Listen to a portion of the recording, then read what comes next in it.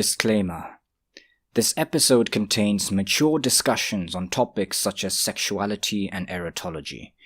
They will be quite explicit and, therefore, viewer discretion is advised. Bismillah wassalatu wassalam ala rasulillah. Assalamu alaikum, dear viewers and listeners. Welcome to another special episode of the Scholar and the Student podcast, Botswana's first Muslim podcast. As usual, we have a very interesting and amazing guest lined up for you today. He has a background in chartered accounting, but then from there, he kind of got dwindled up in various things, such as studying Islam, classical way, and writing about topics such as Islamic sexuality, erotology, and even race relations within Islam.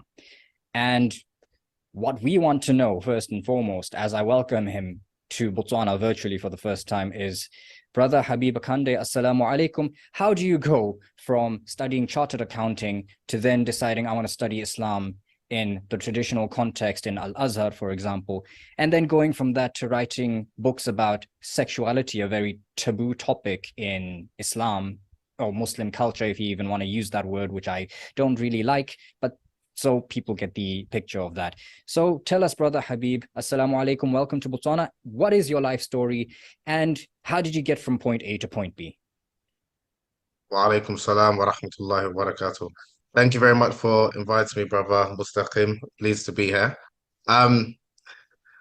It's actually the other way around. So actually, after I graduated from university, I then went to study Islam. So I went to Egypt for 3.5 years. I studied it in Al-Azhar High School and then the university where I studied Islamic law. I spent a couple of years at the university. Then I wanted to come back. I wanted to make money. So then I went into accountancy. And then whilst I was during my training where I qualified as a chartered accountant, I was also writing books, and I wrote my first book on race and the it was, you could say, a modern rendition of a classic text by Ibn al-Jawzi where he spoke about colorism and anti-blackness in the Muslim community. So I wrote a book entitled Illuminating the Darkness, speaking about the prominent role that Black people have and North Africans have made in Islam and counteracting the narrative that Islam is anti-Black. And then subsequent to that, so that book came out in 2012. Then I wrote my next book, A Taste of Honey, which explores sexuality and erotology in Islam. Erotology being the study of sexual desire, sexual ethics, and the art of lovemaking. Like you said, it is a taboo topic in some Muslim communities, not all. But I just wanted to highlight the contributions that Muslim scholars have made to the study of human sexuality and hopefully to try and revive this tradition, because I do think it's important. I think a lot of Muslims, since colonization, we have become very uncomfortable, shall I say, speaking about sex and intimacy, even though everyone, whether you like it or not, we're all sexual beings. We're all intrigued by sexuality. And again, I just think that as Muslims, I think rather than being reactive, I think we should be proactive. And we've got a rich tradition dating back to the 9th century where prominent Muslim scholars such as Al-Jahid, Al-Suyuti, amongst others, wrote explicit erotic literature. Some of it was in the form of advice, some of it was in the form of entertainment.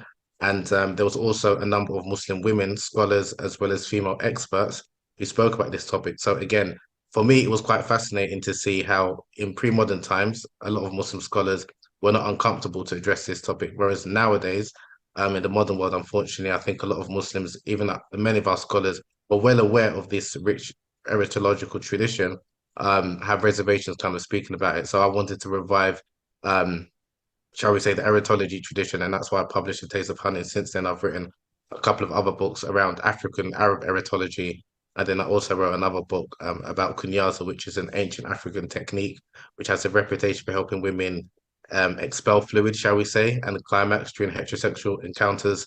That book came out in 2018. And then it was picked up by the BBC in 2020, where they made a documentary called The Orgasm Gap. And they attended one of my workshops in London.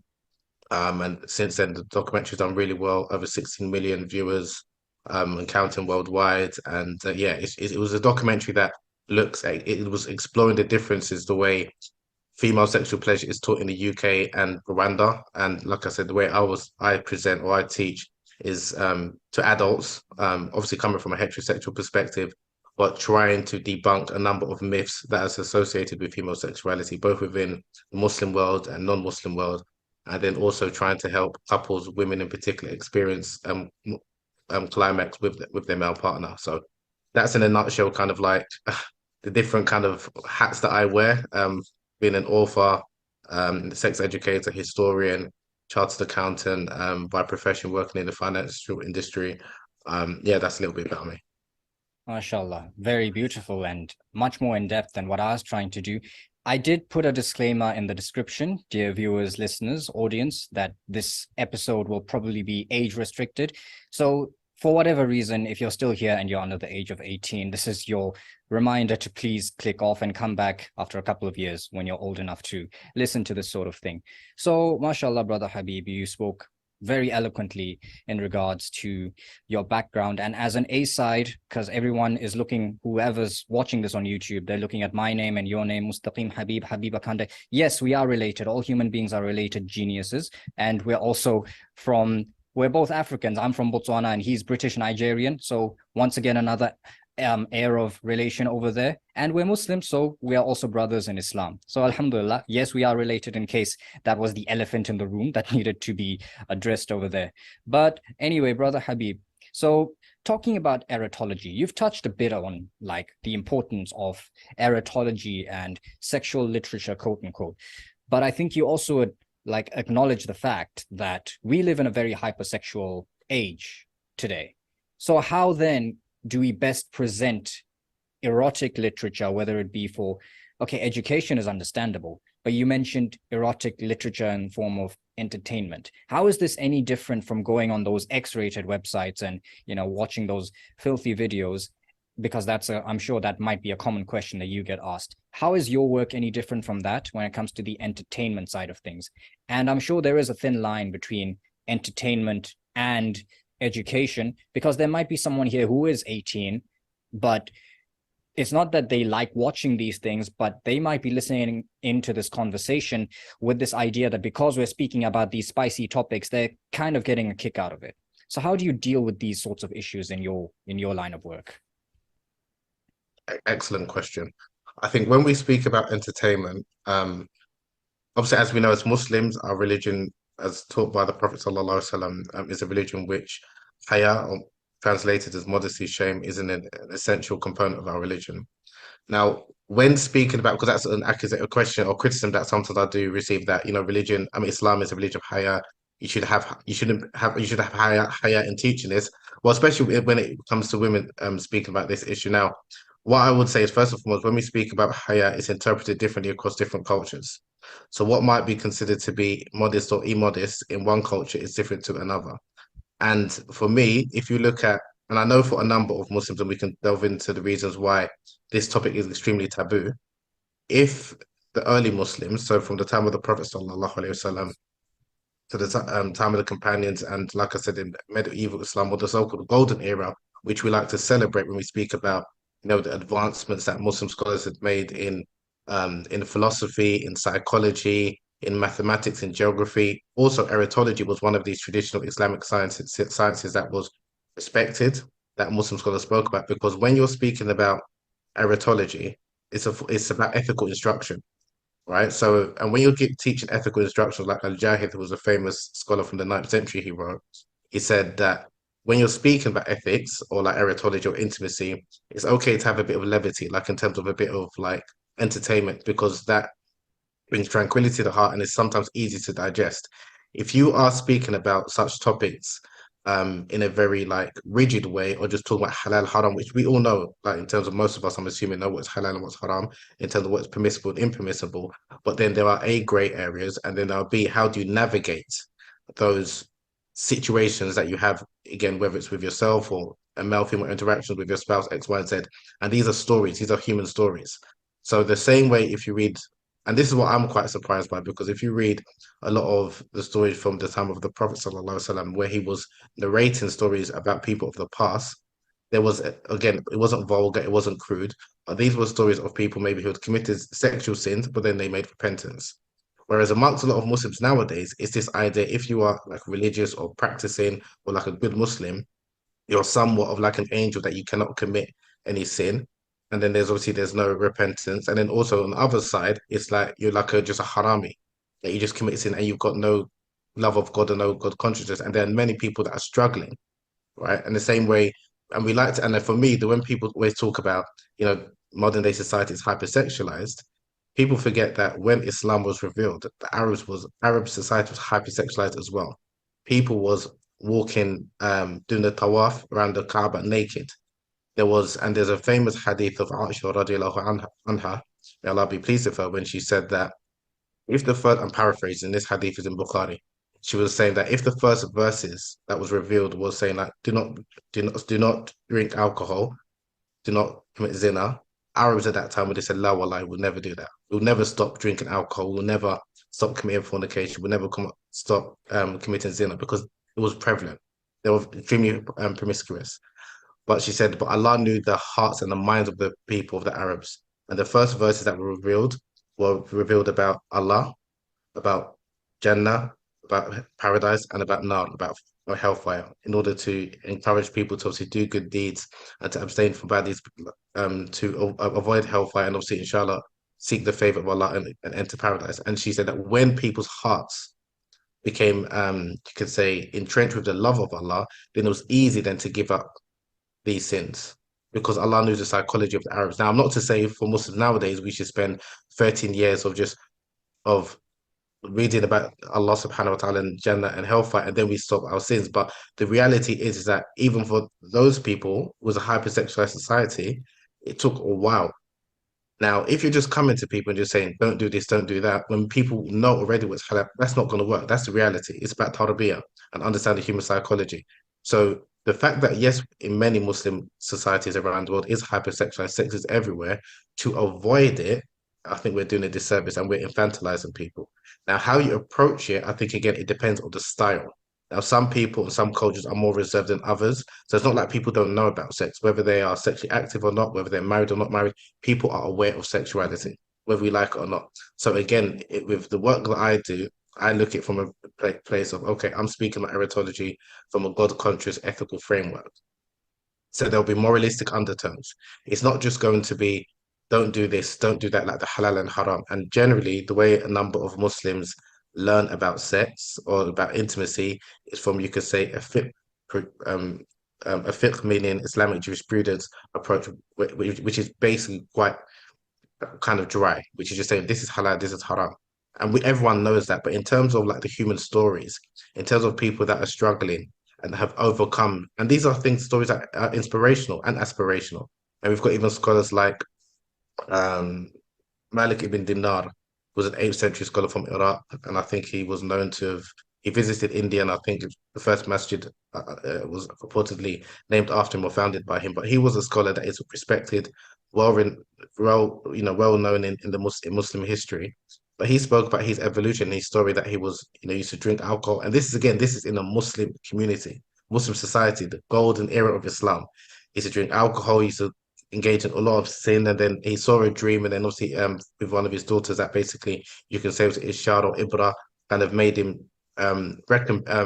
rectify his affairs. He repented to Allah subhanahu wa ta'ala, and then he went on to become a great scholar of Islam. My point is, who was he before he became that scholar?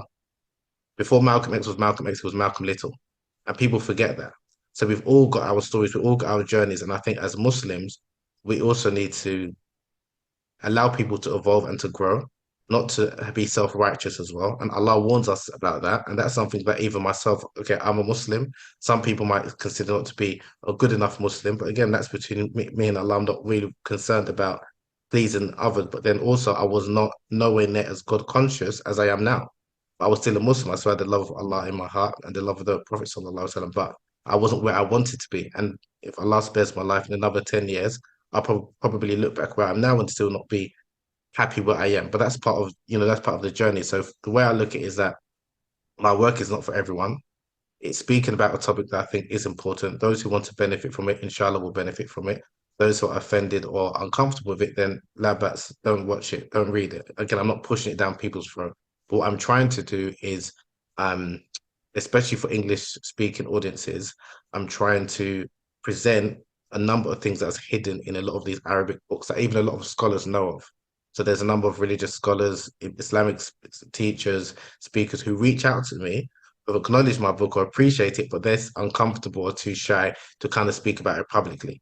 And for me, I'm one of, again, what I'm trying to do also with the work is not only highlight, mashallah, we had a great pass of scholars speaking about erotology, intimacy, how to help women climax, but it's also to inspire and empower Muslim women as well, because in the time of the Prophet sallallahu alaihi wasallam and early Muslim scholars, there were a number of women who, like I mentioned earlier, who are scholars, experts in this matter, not only for men but for women alike.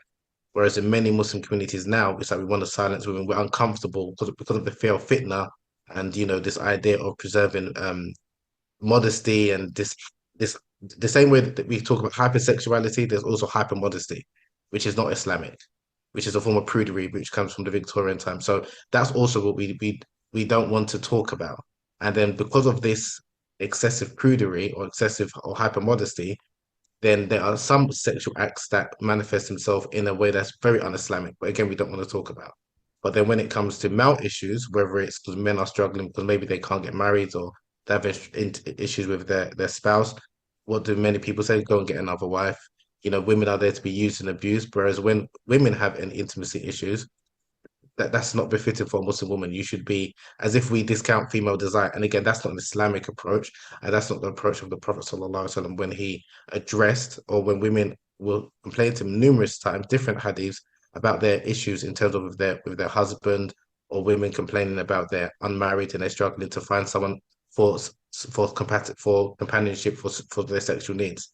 Whereas nowadays, again, a lot of Muslims are very uncomfortable with female sexuality when, again, that wasn't the attitude of many Muslims, I would argue, in the pre-modern world. So that's again what I'm trying to bring to light for English speaking Muslims, because I think there are a number of people who will benefit from it. And like I said, for those who won't, it's not for them. So my approach is one that, although I can give a lot of facts and history and information, I think in order for it to be receptive and to digest, it needs to be somewhat informal and entertaining in certain circumstances. So if I'm having a conversation with you, an intellectual, educated brother, it'd be more maybe talking about the historical element and talking about the evolution and trying to contextualize certain things so people can understand.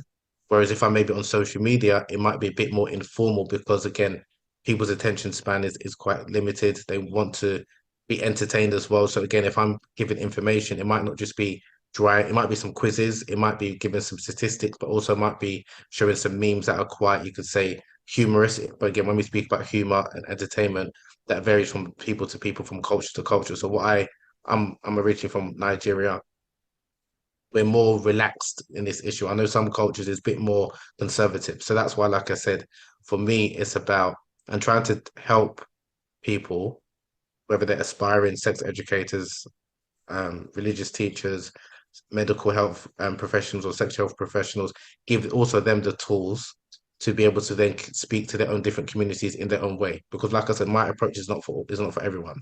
So I just do what's comfortable for me and what I would have liked when I was growing up. And then again, it connects with those who want to connect with it. And those who are uncomfortable, like I said, with it, then no, it's okay. It's not for you. MashaAllah, very beautiful answer. And I have to appreciate your humility that you don't have this sort of, this is important. You need to read it. Otherwise, you're doomed and you're gloomed and all that. But at the same time, Brother Habib, I must commend you for this, because the thing is, like you mentioned, the English speaking world over and over again, and why this is relevant to us. The fact of the matter is that if there are Muslims who, we know they exist, they are young, they live in the Western Hemisphere, and they have certain urges to do certain things, and then they go to someone who is not a Muslim to get sexual advice. The thing is, these people will not shudder to go and say, oh, well, you like that girl, you can go have casual sex with her, and that's openly un-Islamic. So my question stemming from this, because I had another angle to come at it from, in your posts, I see that you do often speak about topics such as oral sex and masturbation. And there's a difference of opinion, validly so, in Islamic discourse about whether these things are halal and haram. But those things, okay, keep them in your head while answering my question. My question is, what is your advice to the young Muslim in the Western Hemisphere, of English-speaking world, because this podcast is in English, who has these sexual urges, he's struggling to get married because it's not just about the parents thing. There are certain stages that you have to pass through before you actually settle down with a woman or a man if you're a woman. So before getting to that stage, how can we best exercise our sexual energy? I know a lot of your posts have also been about sexual discipline. How can we exercise sexual discipline? Because I'm sure what you're calling for is not for everyone to just start watching these X-rated videos or going towards things that put them in very dangerous situations. What's your take on that? Yeah, and yeah, I'm glad you mentioned sexual discipline because that's something. Okay, okay, I think yes. So if you're in a society, which most of us are in, I'm assuming people are listening in the Western Hemisphere or in Africa, where again it's very hypersexualized and everyone is having casual sex. And again, how do you empower yourself to, or how do you develop sexual discipline, sexual restraint, self-control? Now, I would say there are a number of things you can do. Obviously, first and foremost, um, pray. And I'm not just saying that people just think I'm taking it lightly. Pray and ask Allah subhanahu wa ta'ala for inner strength because a lot of people struggle with this. It doesn't make you less of a Muslim. It doesn't make you less human. It doesn't make you a bad person. So, and for me, like I said, prayer is and connecting with Allah subhanahu wa ta'ala and asking for strength. Try and read the Quran as much as possible and try and contemplate on the verse of Allah subhanahu wa ta'ala because when you read the verse of the Quran, Allah speaks about human frailties. Allah speaks about the human condition. Allah speaks about human beings, even prophets who have struggled with things, and then obviously they've overcome it with the help of Allah. So when you read, because that's what helped me growing up. Because if I'm honest, when I used to go to the massages, it was like very, the fire and brimstone approach is that if you've done this, then you're going to hell. And it's just like, I couldn't connect with that. It works for a certain period of time. Then after it's like, okay, forget this. I've already committed once. I'm going to just keep doing it. So even if you are, and we know it's haram, but I'm just being realistic and being honest here. So even if, for example, you engage in a relationship, of course, that's not permitted by Islam or whatever, do not stop praying. Because sometimes I've noticed with some people, they would oh, because I'm doing this sin, whether it's seeing I've got girlfriends or watching porn or whatever it is, I'll stop when I become a good Muslim, then I'll start doing everything. It's like that's the wrong approach because they don't want to be seen as maybe like a hypocrite. I'm not saying go out and start preaching because again, generally you want to be if you want to practice what you preach, but the first thing, obviously, I'm sure they're all Muslims because they've got the iman in their heart. Don't stop praying because Allah can help you more than before you can in ways that you probably don't see yourself. And that's happened for me personally. So the first thing I'll say is definitely stop praying. I mean, don't stop praying, so stuff. Don't stop praying.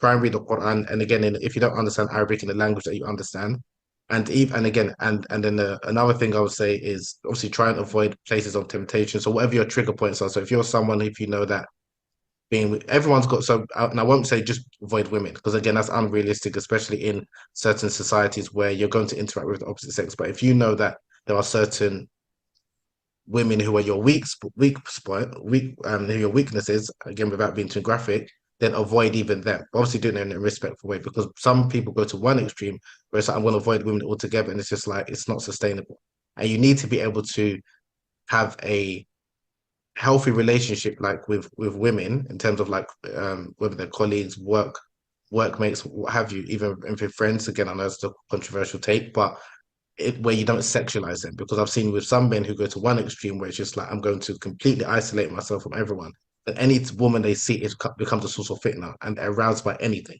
and again that's problematic and then this idea that it's just when you get married all of a sudden you're going to be okay well no there's a lot of work that you need to do yourself so you need to develop, like I said, a healthy relationship with women where you don't just sexualize them.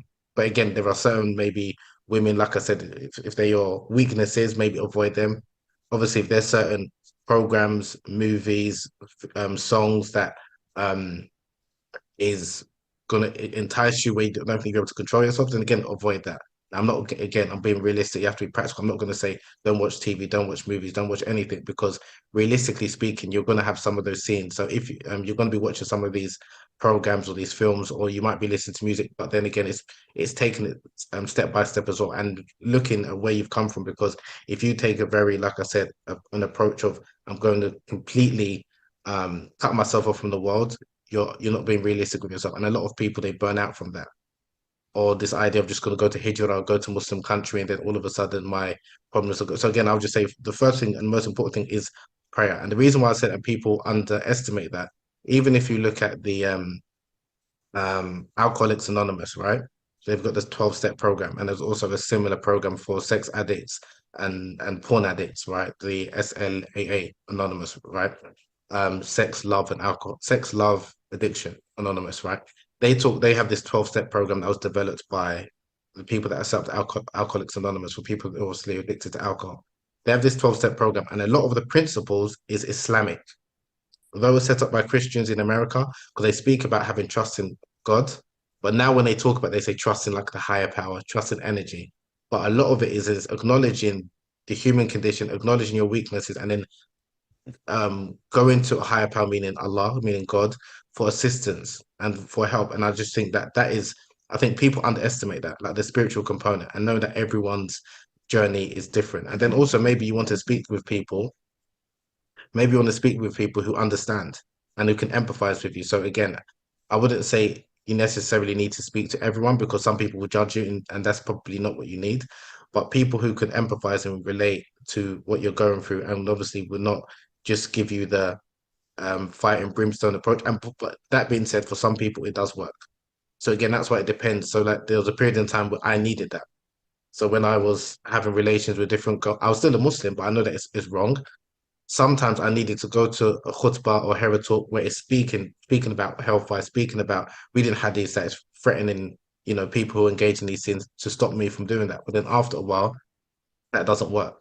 I need more practical. And I'm not just going to say fast, because fast for a period of time, but then also that you need to. So, and I think this is something that even we as Muslims, we need to appreciate the sunnah of the Messenger of Allah sallallahu alaihi wasallam, because oftentimes people will say just fast. That's what the Prophet said. But the Prophet also, he told young men, again, whoever amongst you doesn't have the mean, I mean, whoever amongst you wants to get married and has the means, then they should get married. If they can't, meaning can't afford to get married, they should fast. So a lot of Muslim scholars will just cut and paste that advice and say you should just fast. But they also forget there are different other hadiths where the Prophet gave different advice to different people. So there's another hadith where Abu Huraira, may Allah be pleased with him, who asked a similar question. He said, I'm a young man. I can't afford to get married. Like he was, he didn't have the means to get married. And I've feared that I will commit zina. And he went to the Prophet sallallahu alaihi wasallam. The Prophet just kept quiet. He said the same thing again. A second time, the Prophet kept quiet. And a third time, the Prophet kept quiet. Now, my point is, the Prophet acknowledged, not kept quiet in terms of ignoring Hurairah, acknowledged his complaint, but then also sometimes someone just needs someone to listen to. And that's what people kind of forget.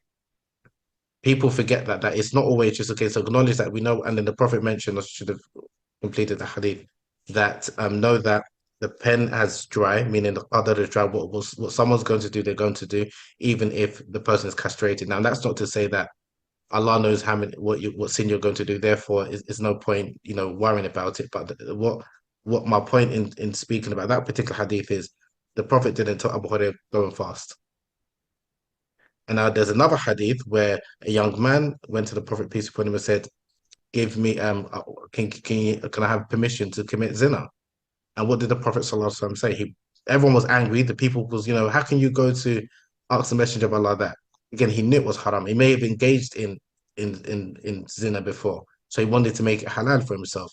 But the Prophet ﷺ, he called him to come closer, and then he spoke to him. He told him, "Would you like that for different female members of your family?" Then of course the man said, "No, I wouldn't." Then the Prophet ﷺ said, the same way you wouldn't like people to do that to like your mother, your daughter, your aunt. Why are you going to do it to others? And as men, we realize that, even human beings, but as men generally, we realize that there's certain acts that maybe we want to do with women, but if it was done to our sister or mother, we would be furious. So it is a hypocrisy, but it's something that, again, the Prophet's approach vary depending on the person and depending on the circumstance. And that's something that as Muslims, we need to acknowledge. So it's not just, like I said, a cookie cutter approach of just fast, just avoid all women or of like again, there's clear things. Obviously, if you're watching porn, stop watching porn. That's very clear, right? That's not there's no benefit you're going to get from porn in terms of you're going to be learning sex education. Maybe even listening to me or going on my page for some people, depending on where you are. Maybe I'm not someone you should listen to, and that's why again, because I post different things, and maybe this conversation it might trigger someone. So but know your trigger points, know your weaknesses. There are others who is they can perfectly listen to a conversation like this. They can follow my page or whatever, and not and it won't entice them like the way it might entice someone else. And another thing I would also like to add is that we often talk about this issue as if it just pertains to young men or young Muslims. A lot of adults struggle with this. Adults, I'm talking about people that are in their 40s, 50s as well, people that are married. There are a lot of people that are married who are sexually frustrated, who are sexually dissatisfied. So, and that's something that, again, we don't really want to talk about. We kind of just want to speak about as if it's just young people who are unmarried, but then there are people who are married, who are like in sexless marriages or who are having difficulty in terms of climaxing. But then because the culture, there's a lot of shame and stigma around this subject, it's like they can't talk about it because the assumption is because you have a partner, everything should be fine. That's the assumption when in reality it's not. And again, when we look at our tradition during the time of the Prophet peace be upon him, there were people that were married that were complaining about sexual dissatisfaction, that were complaining about some issues that they have in their relationship. So again, my approach is for adults. Like I would say 18 upwards, but generally I kind of aim as if you are 23 upwards, because 23 or 25 upwards is that I'm assuming you have a level of maturity to kind of listen and take obviously what you want from certain conversations. Whereas when you're relatively young, and again, that's not to say that if someone's between 18 and 21, they can't listen to me, but generally the hormones is all over the place and they can't kind of think straight. And just a proverb which Imam Ghazali and other scholars they mention, they say that when a man gets erect, he loses two-thirds of his intellect. And that's especially when you're quite young, when you're young, high testosterone all over the place.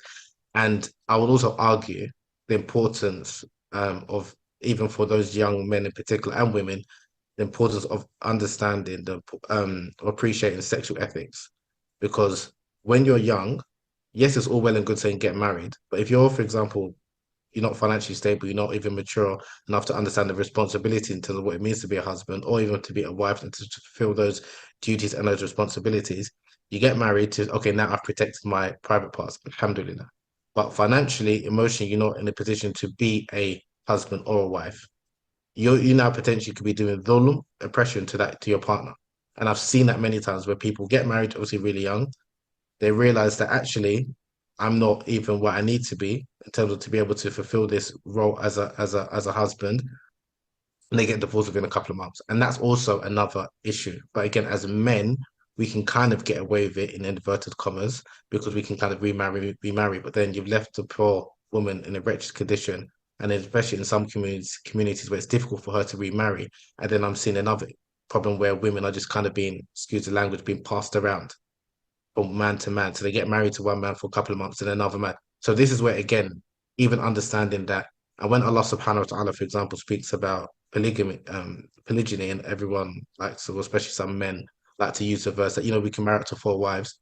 When Allah ended the verse, and if you're not able, in khiftum alla ta'dilu fawahidatan, if you fear that you can't be just, al-adl. Now, when we speak about being just, you have to know the context.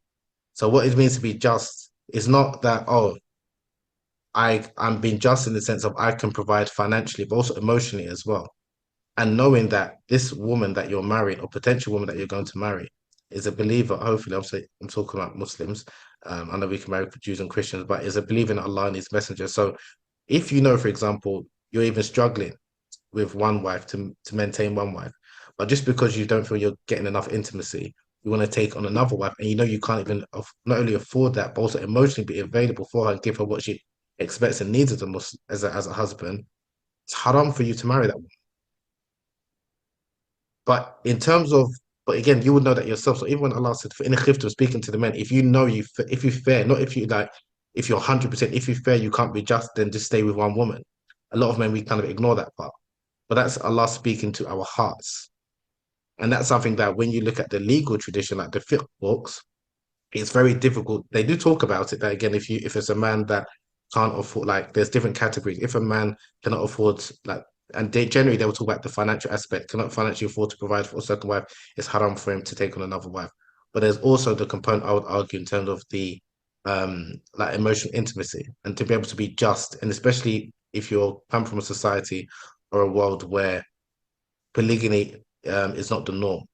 So if it's the norm or the woman knows kind of what she's going to be expecting, that's fine. But where you've got, and I've seen this and a lot where brothers will, and these are from religious practicing brothers. This is what I'm saying. This is where again, why I'm saying the importance of understanding or appreciating ethics, because they look at some verses or some rulings from a selfish perspective that say, "Oh, I'm entitled, I'm allowed to have multiple wives. So I'll marry one woman, and then yeah, I want another one because I'm not getting satisfied enough, and then I'll take another wife, but I won't tell my first wife." And then if I were to ask a sheikh, is my second wife, is my second marriage like valid? Technically, halal is halal. Like it fulfills the conditions of marriage in the sense you've got the two witnesses, you've got the offer, you've got the acceptance, like you've got the proposal, you've got the acceptance, and you've got the mahar. So it fulfills the condition from a legal perspective, but we know ethically, morally, Islamically, that's wrong. And this is again another problem that I've seen myself firsthand. That again, without speaking too much about my personal life, I used to mess around a lot. But then when I wanted to study Islam and I was going into certain of these institutions, both in the UK and abroad, I was seeing people doing the same thing, but doing it under the guise of Islam. And for me, that's worse. It's like if you're going to have a girlfriend. If you're going to commit zina, commit zina. Again, that's between you and Allah. I'm not saying you should do it. But if you're going to try and like justify it in the name of Islam and make it out like Allah permits this, you're wallahi, what you're doing. And I've seen that a lot. And again, it's oftentimes by people that are in positions of authority or know better. They have these multiple wives, and then a lot of these women have left the religion. Or like for okay, and that's something that again as Muslims, and that's why like with my work, I'm looking more like as adults, so adult problems, whether you are, you know, a fairly young adult in your early 20s to like 40s, 50s, rather than just concentrating on like young men and women, because I think there's a number of people that concentrate on like the young unmarried Muslim men and women. Like there's, but in terms of the real issues that's happening to people that are divorced, people in secret marriages, people that are in sexually dissatisfied marriages from both the male and female perspective. I don't think not enough light is shed on that, and yeah, and Allah knows best. Oh, mashallah. And, you know, one thing I can really take away from that is just acknowledging the fact that as a human, you will make mistakes and you've been created a certain way. You've got these desires in you. Having them does not make you anything less of a Muslim. And if you just use that as a capstone to everything that you've said, turns out really beautifully.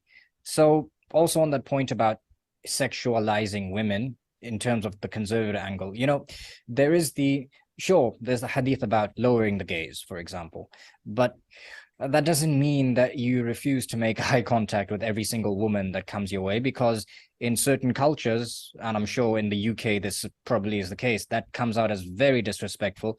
And if anything, it can come out as sexualizing of a woman as her wearing a bikini or something, because you can't make that distinction between a woman who's scantily clad versus someone who maybe she's not wearing hijab, but she's still pretty modest by modern standards. But because to you, every single woman is a fitna, every single woman is a sexual temptation, then the way you treat them becomes this, you know, very immature and inappropriate way of just conducting oneself. At the same time, Brother Habib, I was thinking, and I hope people are not going to misconstrue me, there is an element of women when they dress, shall we say, provocatively, they understand that they do it because they are exuding a certain type of vibe, and they are sort of capitalizing on the sexual attractiveness of their bodies or whatever it is. They know exactly what they're doing, and I'm not faulting them for it, because people are on their different journeys. Not everyone's a Muslim, and even if there are Muslims who do that, that's between them and God. I'm not here to play the judge, jury, and executioner for that. But how do we as men, I'm talking as a cisgender male right now, and you are the same, I am assuming, how do we navigate I am, something like yes. that? Yes, yeah, before I get cancelled. But yes, so how do we navigate this then? That we're trying to be chaste, we're trying to put our energy in the right place. And then there are these women, we're not saying we're going to stop them from doing whatever it is, but they have another goal in life. They're trying to do something else, but we have to interact with them. How can we then navigate that minefield? And that's going to lead on to our next question, but I'll let you answer this one first. Yeah, very good question. I would say, again, we did touch on it briefly before, but about sexual discipline and male accountability is very important. And the reason why I say that is because even for myself, when I started, I don't like to use the word practicing because I was always praying, but then I was also doing other extracurricular activities that I shouldn't have been doing. Let me just say it like that, right? And then obviously, gradually, you kind of cut them. That you cut the, to some people, I was practicing. So in terms of the dilemma with women, right?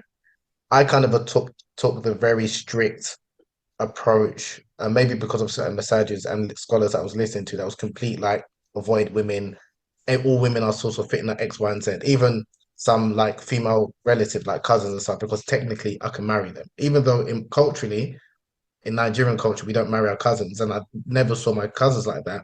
But I took a very strict approach, right? And again, it wasn't sustainable, wasn't feasible, because I burnt out after like a couple of years, but like I would say that for men, because again, the way I was taught was that again, women are a source of fitna.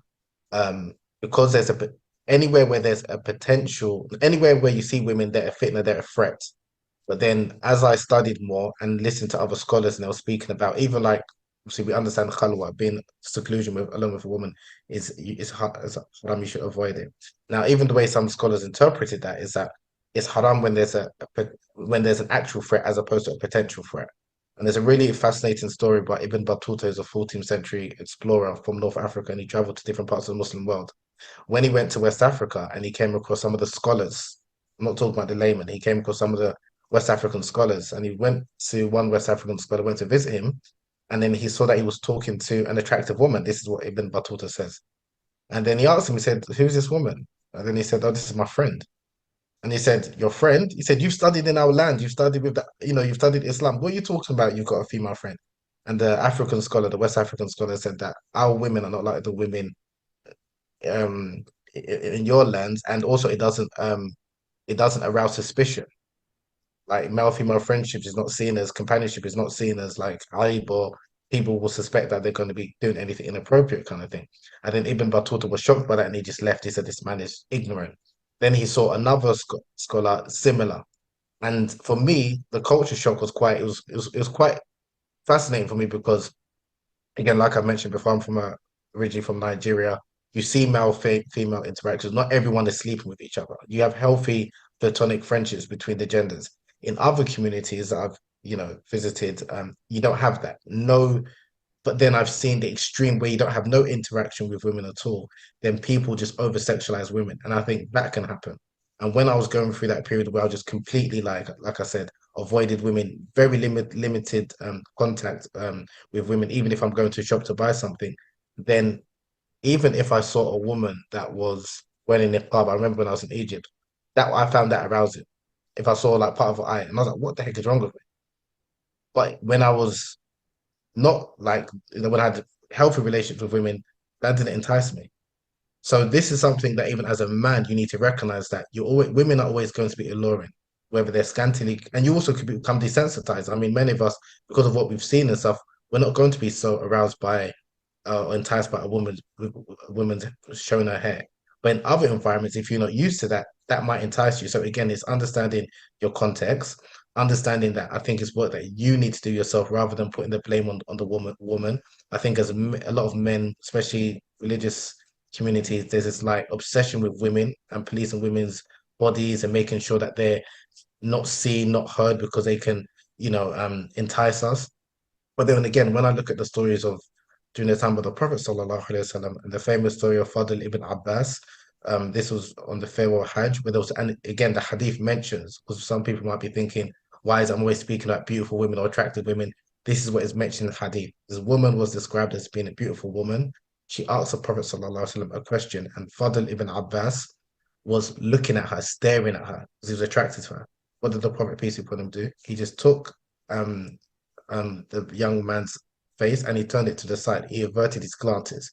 Again, example of male accountability. He didn't say to the woman, "Haram alaik, cover your face. You're a source of fitna. Pretty women shouldn't, if you're a pretty woman, you should then cover your face.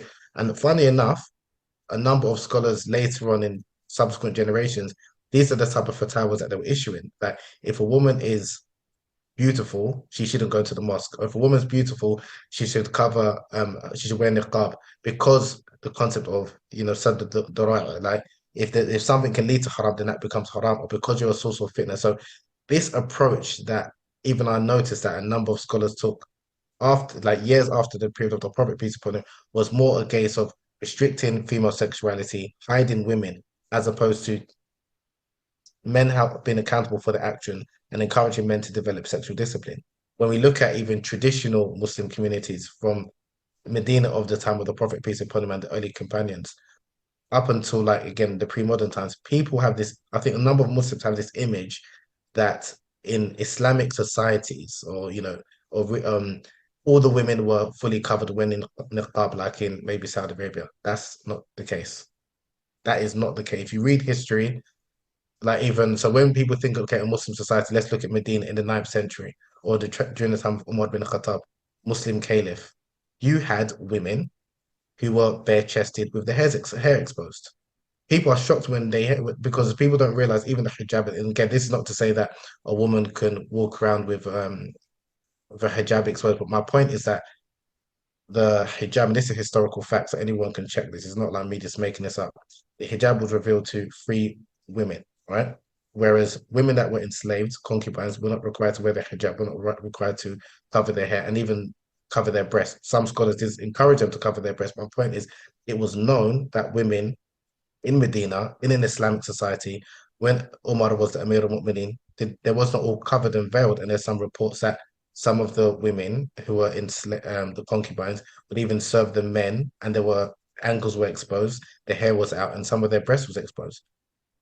Now, again, these are women that obviously some men, of course, men were attracted to them just because their status was different. It doesn't mean men weren't attracted to them. But my point is male accountability. When Allah subhanahu wa ta'ala tells the believers, he tells the men first, tell the believing men to lower their gaze and guard their private parts. Then he tells the women the same thing. Whereas we've just got this obsession that it's just the women. So in answer to your question, I would say for the men, again, I mean, you can go to a society where there may be less temptation if that's what you want, but you're still going to see some temptation. But it's about owning that you need to develop sexual discipline. You need to be accountable for your actions. So again, whatever your trigger points are, this and the other, do what you need to do in order to, but not just put this. Everything is on women because, like you mentioned, some people are not even Muslim, so you can't expect a non-Muslim woman to wear hijab.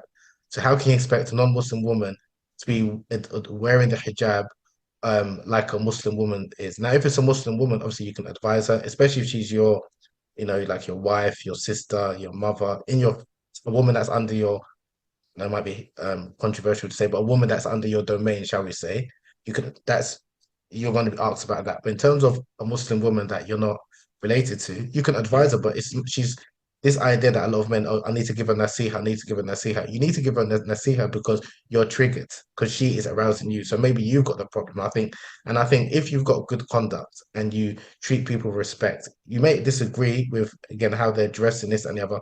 People then will respect to you. And then when you're going to give them advice, they're more likely to listen to you. But if you're just coming from nowhere, or you're on social media with a Instagram handle that is, no pictures, so the people don't know who you are, and then you're just saying haram alaik or this is this, no one's going to listen to you. So it's about having hikmah. And again, I think for the men first and foremost, and be accountable for your own actions. It's not about projecting because you have these insecurities or these anxieties. You want to just kind of make sure all of the women are covered. You need to take accountability that, okay, maybe I need to avoid maybe certain place of temptation, like I said. Work on and developing sexual discipline, reading the stories as well of people who develop sexual discipline. So like I mentioned, people like Malik ibn Dinar, who's a famous scholar, and his evolution. People like Malcolm X, I think his story, may Allah have mercy on his soul, which a lot of people don't really talk about, which for me was very inspiring, how he developed sexual discipline and the sexual ethics of Malcolm X. And I might do like some videos on that. But people forget, before Malcolm X or Al-Hajj Malik Shabazz, rahimullah, before he became this phenomenal orator, speaker, sexually disciplined man, he was someone that was promiscuous. He was someone that was in the streets, right? People forget that. And then he, obviously, when he was incarcerated for a number of years, and obviously even after coming, because obviously when you're in prison, obviously you're not going to be sexually active with women, I'm assuming. But even after coming out of prison, when he joined the Nation of Islam, he spoke about how he would remain celibate, despite having offers from women for marriage and things like that. But he was dedicated to spreading that message at that time. But he spoke about him refraining from women and being sexually disciplined because he had a greater purpose as he saw it.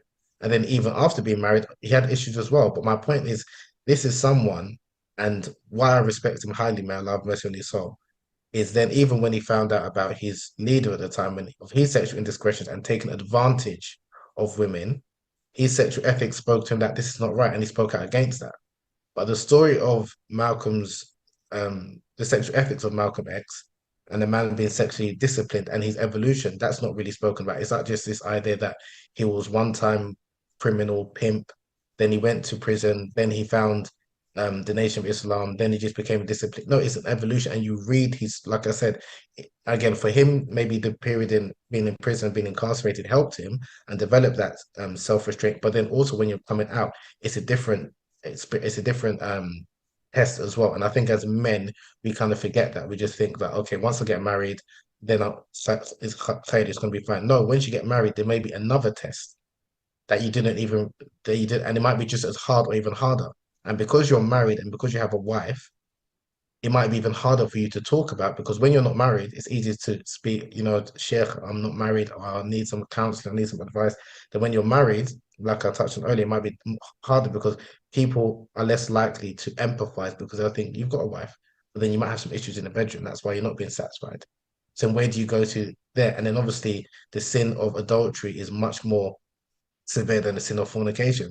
So even more so, you're even more worried. But then where you're working, there may be temptation. So my point is that and just sorry, the last thing I'll say is that even reading the Quran and the Hadith, if you read the stories, like I said, and the verses, it speaks about, like for me, when I read verses that say lower your gaze and guard the private parts, that's often translated as Muslims should be modest. And I think you use the word modest and chastity. For me, those two words are archaic and it doesn't resonate. Because when I think of chastity, this is it sounds, and I'm not saying this is correct. When I think about modesty, I generally think about it being a female virtue, when in reality it's a male virtue as well that men should develop to be modest and be chaste. When I think about modesty and chastity, I think about like a woman, and I think about a woman maybe like in the 18th, 17th century, and like you got the chastity belt, and it doesn't really connect. Whereas when I think about or use like terms like sexual discipline, it sounds like something that as a man I can aspire to. It's a quality that I want to possess. But being chaste, again, for me, it just sounds like I said, again, it might be because of the English language. That's why it doesn't really resonate when I hear those words like being modest and being chaste as a man, or it just sounds maybe being shy and demure. But when I think about sexually disciplined, it's like, no, someone who, yes, has sexual desires, but restrains it or has the ability to say no. Like the story of Prophet Yusuf alayhi salam in the Quran. What was his story? Obviously, there was different tests he had, but the one of the biggest tests was that he desired the woman, she desired him, but out of fear of Allah, he didn't engage in act. And the Prophet mentions that that's going to be one of the people that is under the shade of Allah is a man who, a beautiful woman of status, wants to sleep with him, but he says no out of fear of Allah. So again, it's when you're reading those stories about, okay, this is a trait or characteristics I want to develop, then I think you can then look at sexual discipline as something that you want to embody in your life. And then another thing I'll just add is just having high standards. That's the last thing I have. If you've got high standards, that you're not just going to be wanting to sleep around anything and everything, um, you're more likely to develop sexual. I said that's the last thing. The final thing is words by Ibn Abbas, who's obviously a great companion, a scholar. He said that when and it's like, so if you're speaking to people, said if you see a beautiful woman and you're enticed by her, again, that's not your wife, just think about her bad qualities or think about her faults. As in, obviously, when you're enticed by someone, she looks like the best thing ever, and you see all of the beauty, but she's still a human being. If you think about not publicly, not to abuse her, or not to, but I'm saying if you think about like either the negative consequences or she's not as desirable as my mind or shaitan making out to be, then she will you won't really put her in a pedestal, because that's an approach I think is a good approach, rather than you can say the approach that a number of men have is they have sex with a woman and then they develop, or they have, what is it called, post-nut clarity. Then they realize, actually I didn't really like her. Why did I do that? Now again, that's a non-Muslim way, or non-Islamic way, shall I say, because Muslims still engage in casual sex. Not saying that we should, but that's one way that men realize, actually, after I slept with her, I realized I didn't really like her. Now, at that time, it's too late because you've committed a sin, and there could be potential consequence of unwanted pregnancy, STIs, X, Y, and Z. But I like Ibn Abbas's advice, where he said that, if you see a woman that you're aroused by, you think she's the best thing ever, just think about her bad qualities, kind of thing. Like, she's not as perfect as you've made her out to be, or Shaitan's made her out to be, and Allah knows best. I think I went on a bit too much there. Sorry. No, it's absolutely appreciated. And you've also alluded to this. I said that this next question would be connected to the last.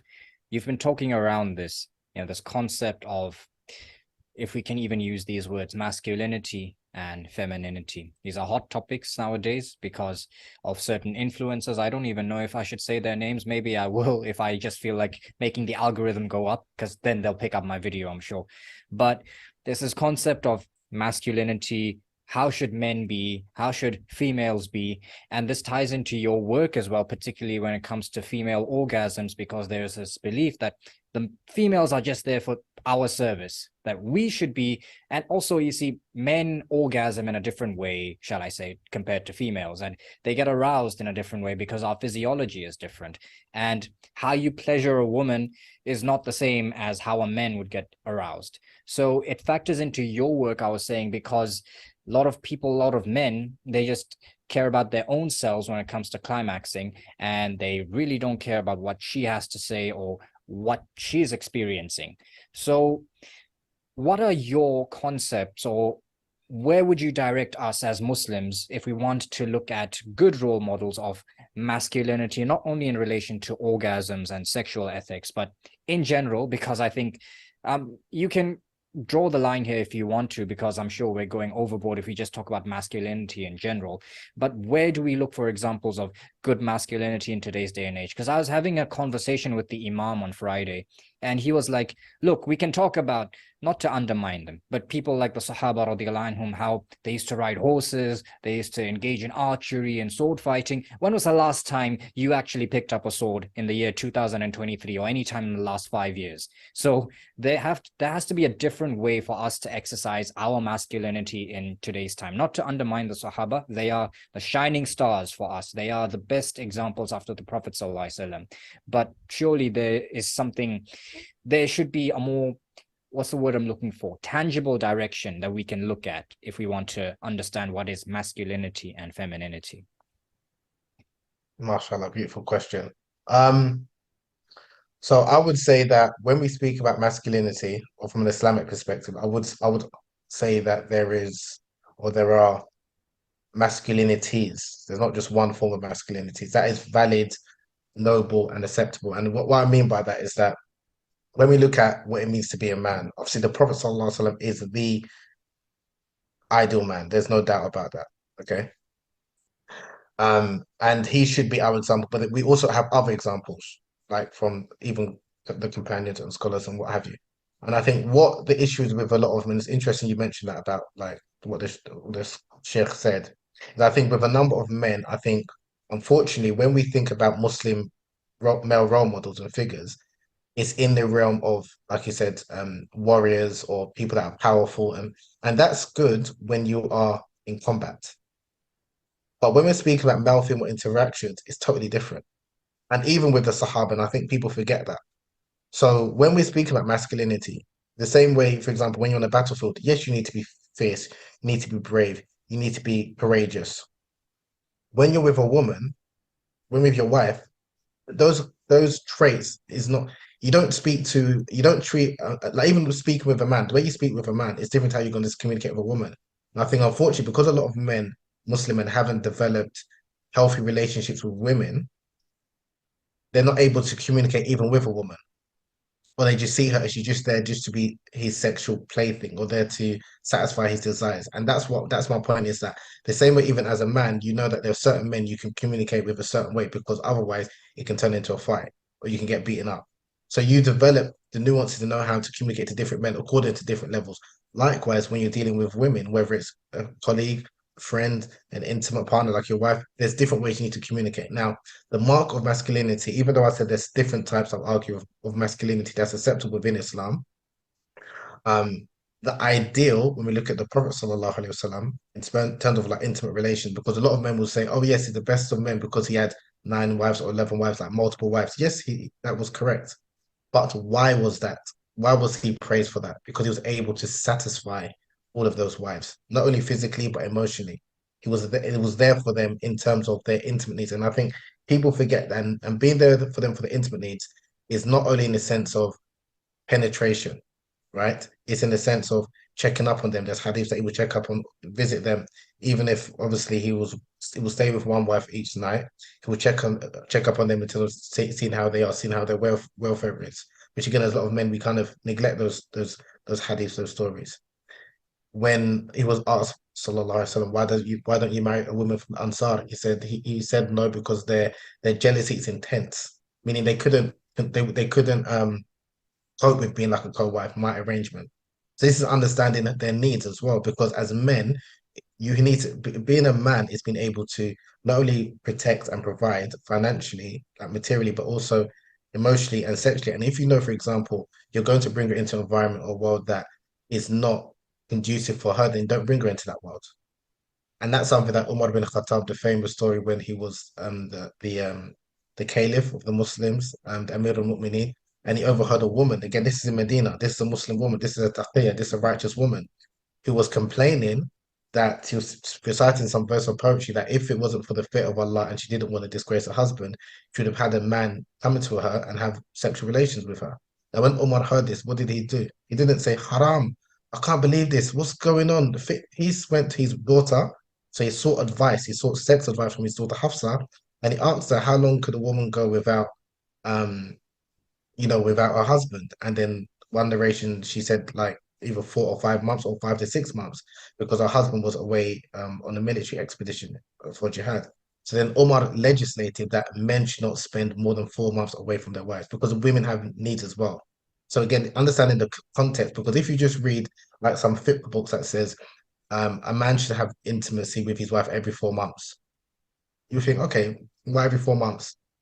Because they were taken from that story, contextualizing it. Now, that's not the only ruling because other scholars have said, no, it's not every 4 months, it's as and when the need requires. So if the wife wants you not only intimately in terms of for intimacy, but also like to be spend some time with her, then that's something that's a requirement. And as a man, your duty should be one one who's considerate to your wife's needs, one who treats a woman's well based on the command of the Prophet Sallallahu Alaihi Wasallam, one based on the command of Allah, وَعَاشِرُهُنَّ بِالْمَعْرُوفِ. Live with your wives in that which is good and well and fair and equitable. So if that is how you view yourself as a man, you're someone who, and again, I think as men, because if you were to ask men, like Muslim men generally, who are other than the Prophet Sallallahu Alaihi Wasallam, the men that they admire from Muslim history, a lot of them will say Umar bin Khattab, Khalid bin Walid, a lot of heroic figures in the battlefield who are strong and again, men will respect. But oftentimes you don't really hear Abu Bakr as-Siddiq. And Abu Bakr, if you look at his character, he was obviously slight, he was short in stature, and his character he was someone that was going to be gentle. And his character was the closest to the Prophet Sallallahu Alaihi Wasallam. But the character or the qualities of men that we oftentimes men like praise or is men that are very, like what people will kind of say alpha, the alpha male. But again, when people talk about alpha, Abu Bakr was also alpha male, but his approach was different to Umar. And that's the thing that I think, especially when it pertains to male-female interactions, the approach of being gentle is the approach of the Prophet Sallallahu Alaihi Wasallam. The story when the Prophet was given advice to women and he was speaking to a number of women, and then Umar bin Khattab came. No, he asked permission to come into the room. When the women heard that, they ran, they hid behind the hijab, like the veil. And then when Umar came in, the Prophet started smiling, he's laughing. And Abu Bakr said, I mean, Umar, sorry, said, why are you smiling? Why are you laughing, Messenger of Allah? And then the Prophet ﷺ said that, when the women heard that he was coming, they ran behind the veil. Then Umar was like upset. He said, why do they fear me more than they fear you? And he said, like you women, you're like enemies of Allah. Umar, mashallah, was very, his words were so kind of like piercing. And then the women said that the Prophet ﷺ is more gentle with us than you. As in, when we're speaking about male-female interactions, when you're speaking with women, being harsh, it's not effective. And that's not the approach of the Prophet, peace upon him. So that's why, again, I just think when men are learning about masculinity, they're learning about a lot of Muslims are learning about masculinity in the sense in the battlefield, and then they're trying to apply that with women. So even like with a lot of these podcasts that we see, especially even some by Muslims, and they're speaking about how a man should be in a woman and men being rational and this that approach is when you're speaking to another man. That approach doesn't work when you're speaking to a woman. So again, how men, I think there's a lot of ignorance around female sexuality and female pleasure.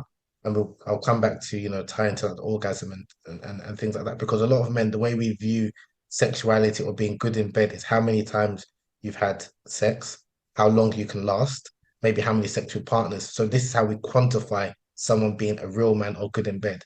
Whereas if you were to ask women that same question, it's not the same thing. So again, that's where there's that disconnect. So again, a lot of men we're obsessed with performance, we're obsessed with size.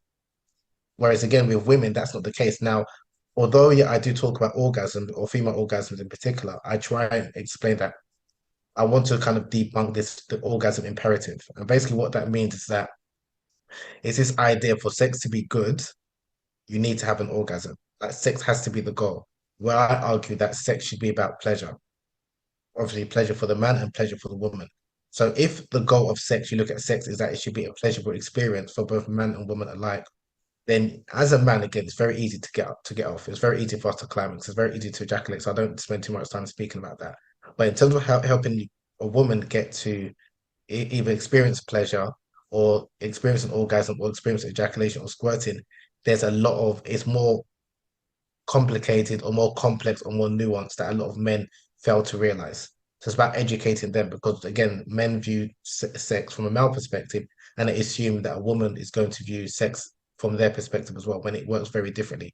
So if we kind of get rid of this orgasm imperative that a woman needs to climax every time she has sex the same way a man does, then that also will place less pressure on her.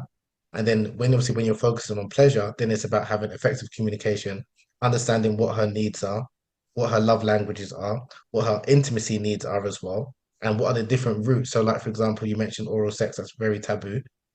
A lot of people don't realize, a lot of men don't realize that most women do not orgasm via intercourse alone. Only like 20 to 30% of women orgasm frequently by intercourse. So if that's the case, then you need to, in your sexual encounters, incorporate different things, whether it's manual stimulation, whether it's oral sex, because most women reach climax by clitoral stimulation. So these are things that, again, a lot of men don't know, even a lot of women don't know because they haven't been taught about their anatomy. So these are things that if you look at the books of scholars of the past when they were speaking about erotology, they spoke about the clitoris, which is called the badar in Arabic, and they spoke about even as far back as the 9th century. There's scholars like Jahid, Ibn al-Jawzi in the 13th century were speaking about the clitoris and its importance, and they were saying even at those times, again, these are Muslim societies, the so-called golden era of Islam. They said that because a lot of men are not skillful in bringing their women to pleasure and climax, a lot of women are sleeping with other women because they're practicing something called sahak or siha, which is clitoral rubbing, because they know how to bring themselves to pleasure. So again, this is why it's important that men understand, not just like again, it's important for men to understand this to ensure that their wives are sexually satisfied, and it's important that women to understand this themselves. Now, again, I do believe that it's best women teach other women, although and a lot of women, unfortunately, for different reasons, are uncomfortable speaking about this, or some of them are not even aware of their own bodies. But we have even an example of Amra bint Abdul Rahman, who was a student of Aisha. May Allah be pleased with them both. And this is again the wife of the Prophet, peace upon him. She asked Aisha a question: how did the Prophet make love to his wives? And what was Aisha's response? Kan alyanu nas wa akramu nas dihakan bisaman. He was the most gentle and affectionate of men, always laughing and smiling. So again, this is the standard. This is the standard in terms of if as men you want to be, alpha and all this. The standard in terms of how you should be in the bedroom is someone who's affectionate, is someone who's gentle, is someone who prioritizes female pleasure, is someone who wants to ensure that his wife experiences sexual climax. And there's hadiths that talk about, when the Prophet, peace be upon him, said to Jabir ibn Abdullah, al-case, be gentle, be affectionate when you make love with your wife.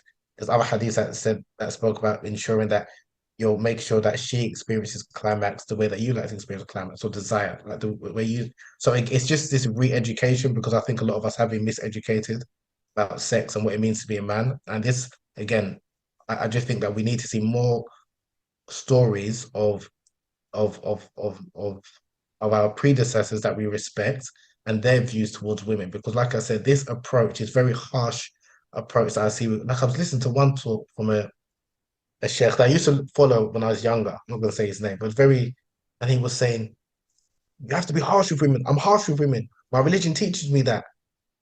So, where did you get that from? It's like, I need to be harsh with women because it's like, oh, the fair fitna, I need to be harsh with them. I don't speak to them nicely. And again, I'm just like, oh, to me, that's problematic. And if I'm honest, I see that more in some cultures more than others, if I'm honest with you. I don't, so that's why, and I liked when you mentioned, I don't like to use the words, I think you said Muslim culture or Islamic culture because there are different Muslim cultures. Likewise, interpretations of Islam. We all follow, well, those of us who are Sunni Muslims, the Quran and Sunnah, but there are different interpretations. And I think there are some interpretations from, you could say, shall we say, Salafis, and I used to follow Salafis in some respect. I do listen to some of their scholars. It's more harsh in terms of the way they treat women. In terms of it, just seems to be more harsher than maybe some other strands or interpretation of Islam. That's not to say that that's the case for all Salafis, but and the reason why I'm saying that, but also is in saying that, so I should add that when you've got even some scholars that Salafis respect and venerate, like Ibn Taymiyyah rahimahullah, who didn't even get married, but he spoke about the importance of men satisfying their wives and women's right to sexual satisfaction. So what I've noticed is that even some, you could say, very conservative, whether they're Salafi Muslims or very traditional cultural Muslims, they will pick and choose the scholars, the fatwas from scholars that go in line with their idea of masculinity. And that's again why I think it's quite problematic because some of their own very scholars, whereas Sheikh bin Baz, may Allah be pleased with him, whether it's like I said, Ibn Taymiyyah, may Allah be pleased with him, Ibn Qayyim al-Jawziyah in his book Rawdatul Muhibbin, they spoke about the importance of men satisfying their wives. But these stories, these fatawas, they are not mentioned. So I just think there needs to be a more of a holistic approach and where we speak about sex being about pleasure and men prioritizing women's sexual satisfaction and not being afraid, even if you have some issues in the bedroom, to seek, education, counseling, and guidance, and Allah knows best. MashaAllah. And I think this segues into the next question, which is about your work, which you have called Kunyaza.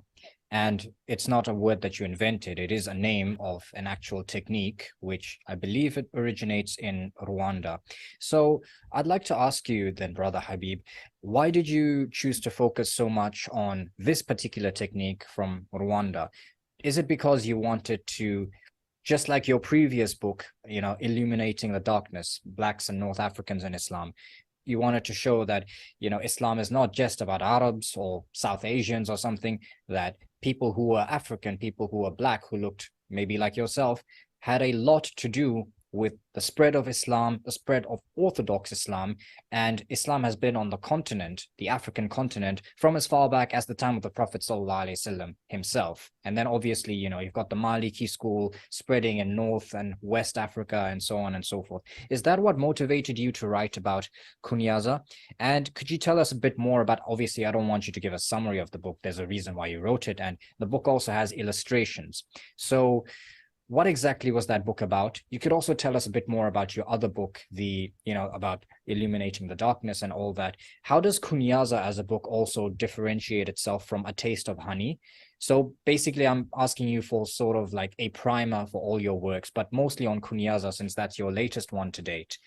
And Yeah, whom would you recommend Kunyaza to? Because as I mentioned, it's got some illustrations, so it's definitely not on the family-friendly side. Who's in the market to buy that sort of book? Yeah, good question.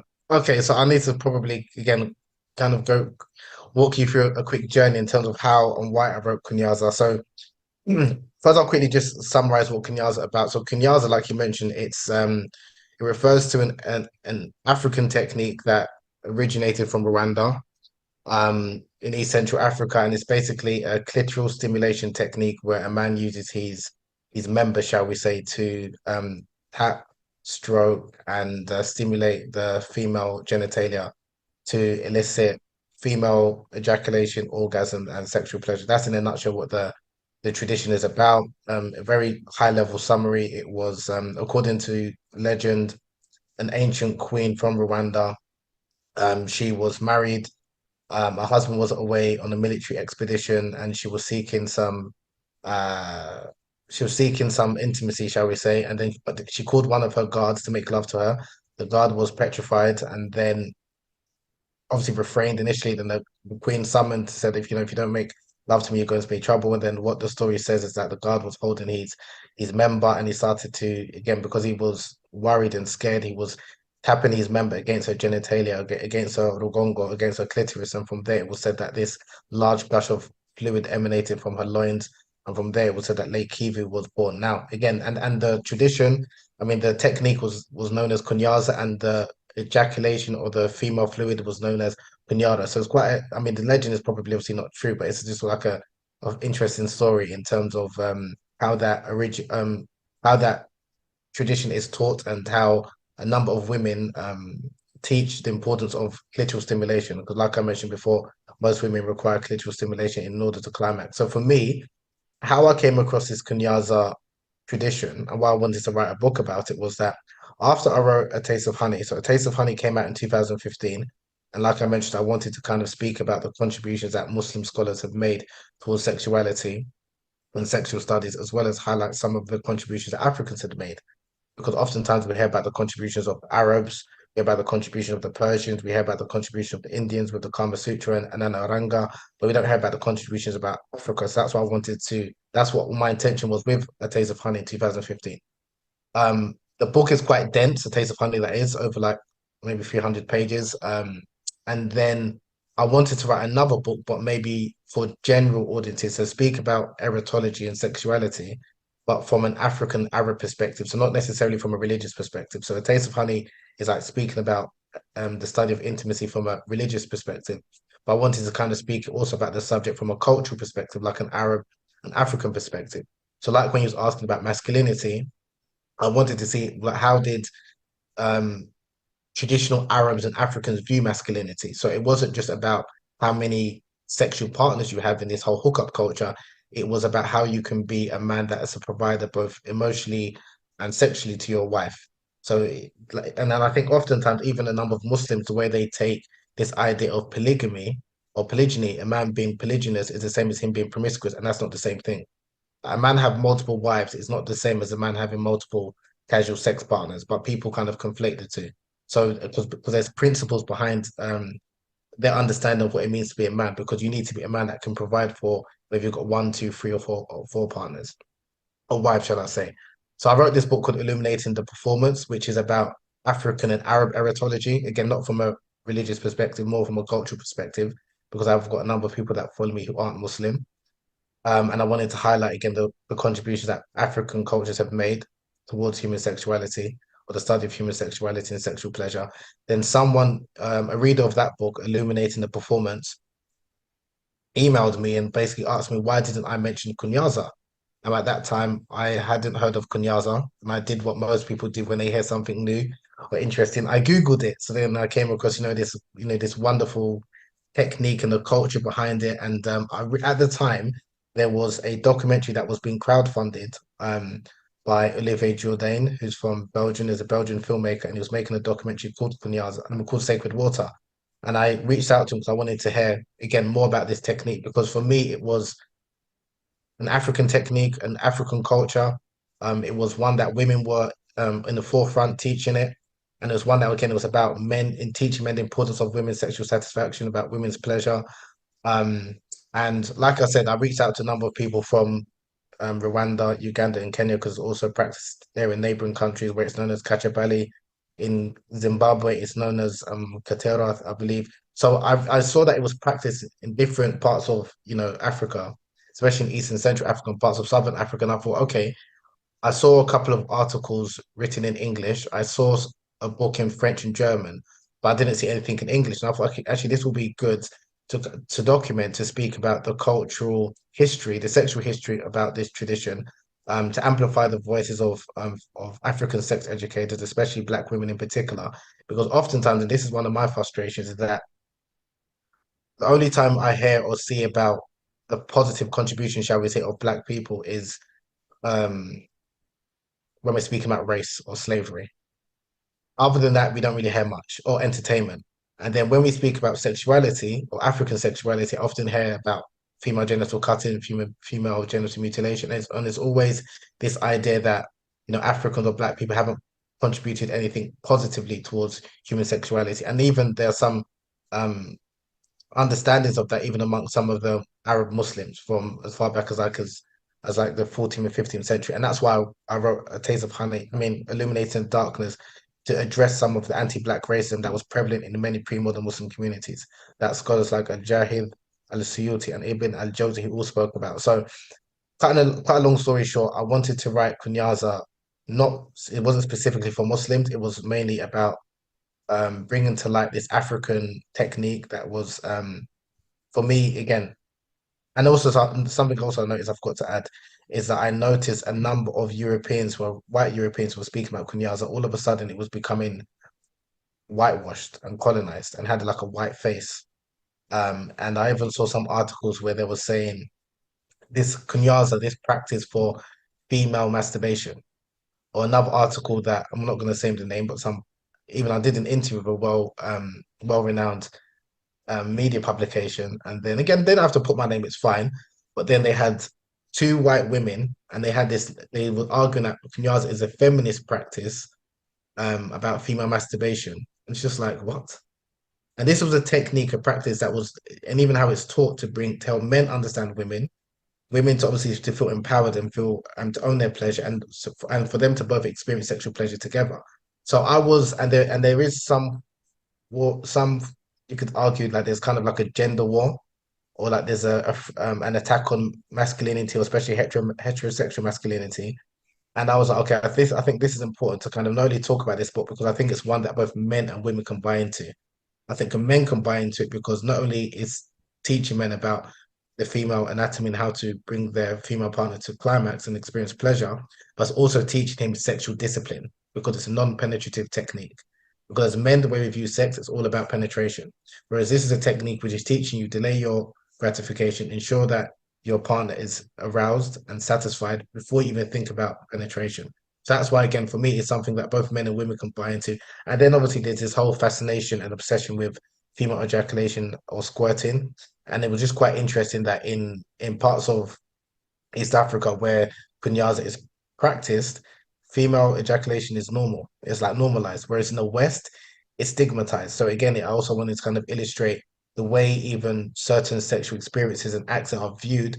It depends on the cultural perspective. So that's also wanted to highlight and kind of destigmatize the idea that female fluid is somewhat, it's bad, or it's wrong, or it's harmful, or it's disgusting, when we don't have those same views about male fluid. And likewise, female genitalia, where in parts of Africa it's praised, and they don't talk about the differences in the vulva as being something that is deplorable. Whereas in the Western world, unfortunately, a lot of women, even white Western women, under pressure to attain this so-called perfect female anatomy, or like what they call designer vagina, and they undergo surgeries like labiaplasty and all of these kind of so I wanted to kind of just help people, like you could say, a culture exchange where people can see the way we view women, the way we view sexuality, the way we view pleasure. It varies from culture to culture. And I think oftentimes we often speak about, especially Western sexology, from a Eurocentric perspective. And a lot of people think that's a perspective that is for everyone. And even, yes, so that's the reason why I wanted to write Kunyaza, to counteract that. But funny enough, since Kunyaza's came out, I mean, it was picked up by the BBC in 2020, and I made a documentary with them called The Orgasm Gap. More Muslims have been intrigued by Kunyaza and interested in Kunyaza than A Taste of Honey. And I was always perplexed by that because A Taste of Honey was primarily written for Muslims. Um, but, and this is quite, I don't know, maybe the way I marketed the book or maybe the way I entitled it, but I feel that more Muslims are more comfortable hearing about sex and intimacy when Islam is not linked to the like subject or the title or even Muslim. So they can hear about like the five love languages. That's a Christian sex book or Christian intimacy book, sorry. It's not a book. I'm not saying non-Christians can't read it, but Gary Chapman is a pastor. He spoke about it from a Christian perspective, from his experiences counseling marriage couples. And he speaks about the Bible and things like that when he was putting together these five languages. But that's been widely embraced by Muslims. But if I were to say Al-Suyuti, or Al-Ghazali, who wrote, a lot of books about theology, about tafsir, about sirah, they also write about sex and intimacy. A lot of Muslims are uncomfortable to talk about it unless they speak about marriage. So I mean, like marriage, like in terms of the hukum or like halal and haram, but in terms of sexual pleasure, and I use sexual pleasure intentionally as opposed to sex because many people are having sex, but not many people are having pleasurable sex. Many women in particular are having sex, many women obviously having children, but not many women have experienced an orgasm, and not many women are having pleasurable sex because there are a number of women who've experienced vaginismus or have or still are having painful sex. So that's why I speak more about pleasure as opposed to just the sex act as well, because it's more holistic. So again, I just think with Muslims, and this is something again like I've realized, if I direct my messaging to general people that it's not really Islamic, some Muslims are more comfortable to listen to it. If I say this is like an Islamic or speaking about Islamic history, like Muslim scholars, a lot of Muslims are those same people are uncomfortable to speak about that or to hear about it because they have somewhat detached sexuality from spirituality. When I'll argue from an Islamic perspective, the two are intertwined. That Islam is a sexually enlightened religion and sensuality should not be devoid from spirituality. But again, depending on the Muslim, their cultural background, how they view intimacy and things like that, they may be they like to even number of Muslim men that I know of who feel uncomfortable to hear about like a Muslim woman, especially if she's wearing a hijab, speak about intimacy matters, even if she's speaking about it in a modest and informative and educational way. They feel really uncomfortable to hear a woman with a hijab speaking about intimacy, but they can listen to a non-Muslim woman who is even scantily clad speaking about sexual matters, even in a vulgar way, from that same very individual. So there is like a bit of a hypocrisy, but then it's their view of intimacy that why is it, if it's like this so-called saintly figure that is that's asexual, she can't be speaking about because of what the hijab for them represents. Whereas if it's a woman that is not wearing a hijab, she's not Muslim, they're more than welcome to not only listen to her, but learn from her. So that's something, again, that I've noticed. And again, you can't change everyone. So that's why the same way I know even for myself, there are some Muslims from certain communities who wouldn't feel comfortable listening to me because I haven't got a big beard. I mean, I've got a struggle beard. I haven't got a beard, mashallah, like yourself. So I tried to grow one, but I can't, it doesn't connect.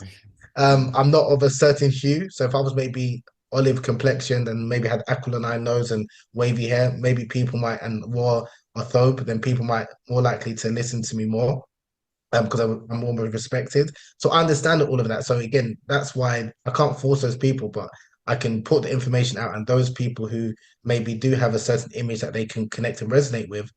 Again, if we're saying the same message, then obviously they can listen to those people. So that's why, even like your question that you're asking about illustrations and things like that, there are some people, highly inappropriate, and they find that they couldn't read such a book with such illustrations. But then those same people would read a book by the Ottomans. So the Ottomans, they wrote a number of sex manuals, and they had illustrations, and that's part of our Islamic heritage, which they will celebrate. So again, that's why for me, it's I don't spend too much time focusing on the naysayers or people who are uncomfortable with my work or the approach. It's those who, inshallah, I think may benefit from it or will benefit from it. I focus on them, and it's not trying to, like I said again, trying to please everyone because it's impossible. It's an impossible task. MashaAllah, very beautifully put. And I think I can also take some of that into stride because, yes, there is a certain sort of message I try to convey with my episodes on this podcast, but the haters are going to hate. So what can you do? In the end, you just have to keep going your own path. And I guess it gets a bit easier as you keep on walking the path. And in terms of the truth, there are many ways to the truth. It's not like Brother Habeeb or myself are the gatekeepers of the only and exclusive way to the truth. So if someone finds the message to be more palatable from another avenue altogether, Bismillah, well, the more the merrier. Alhamdulillah. So, Brother Habeeb, mashallah, we've been going on for quite a while. This is the part of the podcast where I actually hand it over to yourself to ask me a question, and then I'll see if I am able to even attempt at answering your questions, inshallah. Yeah, I've got a couple of questions if you don't mind. Yeah, Bismillah. The first, what is the aim of your podcast? Like, what do you want people to take out of it? And where do you see your podcast, your platform in 5 years from now? And then I've got a couple other questions. That's the first two. Okay, so Bismillah. So I think see the podcast, the subtitle is Botswana's first Muslim podcast. Notice I said Muslim podcast, not Islamic podcast. So this is not the place where I'm going to teach you how to read Salah, how to fast, how to calculate your zakah and all that. I actually did start a second channel called The Scholar and the Student Classes, where it's actually just from my teacher, Sidi Iqbal. Maybe you've heard of him. He's from your neck of the woods. He's in Birmingham.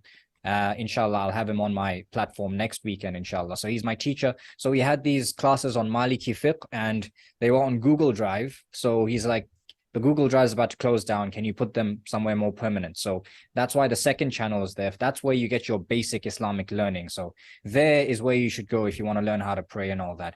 Here with the Scholar and the Student podcast, the aim is to get people such as yourself, people who are Muslims in different walks of life. I've even had non-Muslims on my show for argument's sake. But okay, as it is right now, I have people such as yourself, people such as Brother Kaito Lumiere, who is a mangaka. He draws comics, or, manga is more Japanese style. So he grew up watching Dragon Ball Z, and now he's basically doing his own sort of thing, and it's got an Islamic spin to it, the story that he's writing. I've had people such as Brother Talib Razi. He just released his fantasy novel. So kind of like Lord of the Rings, but it's very much Islamic inspired. The people, the elves and the goblins are not Muslim, but you can see that clearly their concept of God and the higher powers, and these are not even humans, but still the way it's framed is very much quote unquote Islamic.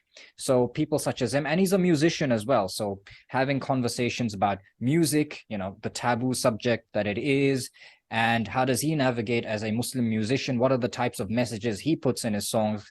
So basically, it's about seeing how we as Muslims, even though we may be in the minority, yourself being a sex educator, Brother Talib Razi being a musician, Kaito Lumiere being a mangaka, and people, the opinion that drawing is haram, images are haram. So he gets a lot of that backlash too. So giving a platform to these sorts of people, because we're not saying, okay, you guys don't like us, we're also going to leave Islam and do our own thing. No, we feel very much connected to our faith.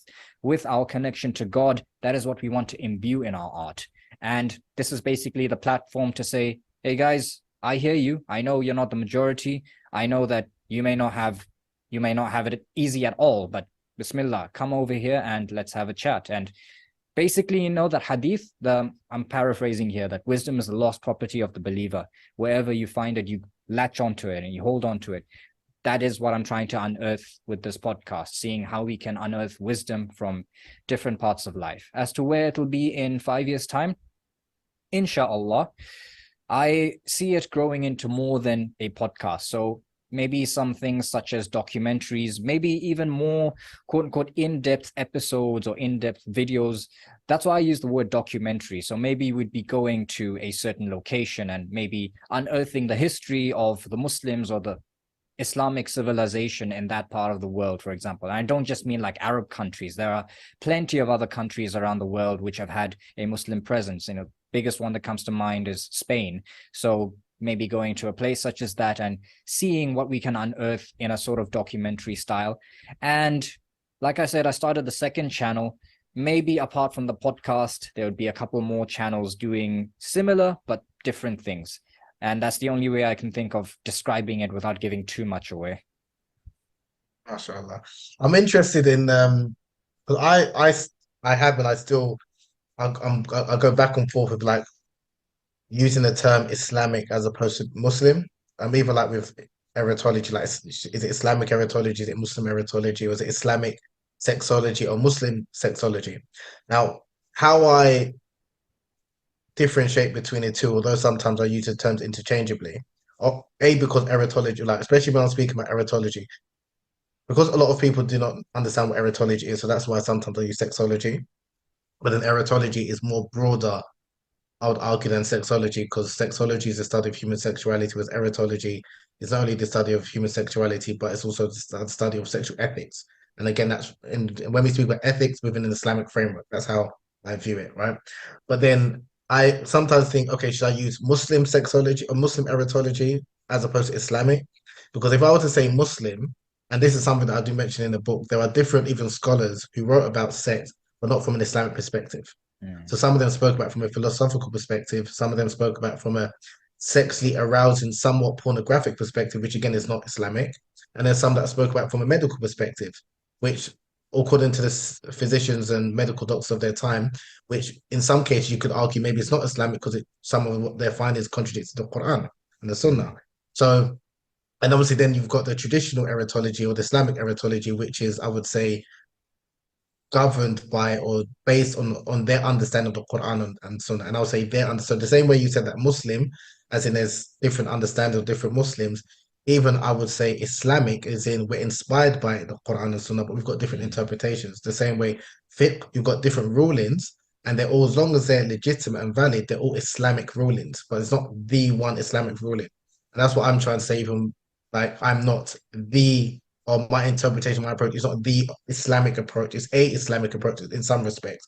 But then for some people, because it's too out there, then I'll prefer to use the word Muslim because then it's like I'm not saying I'm not speaking on behalf of Islam.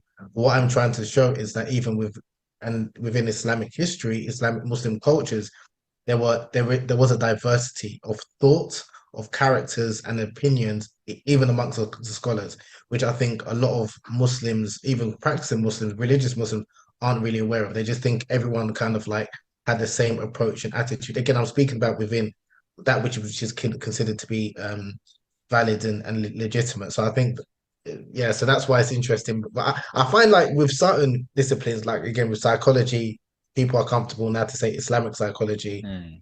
but sexology, one, that's still something that people are not really comfortable with.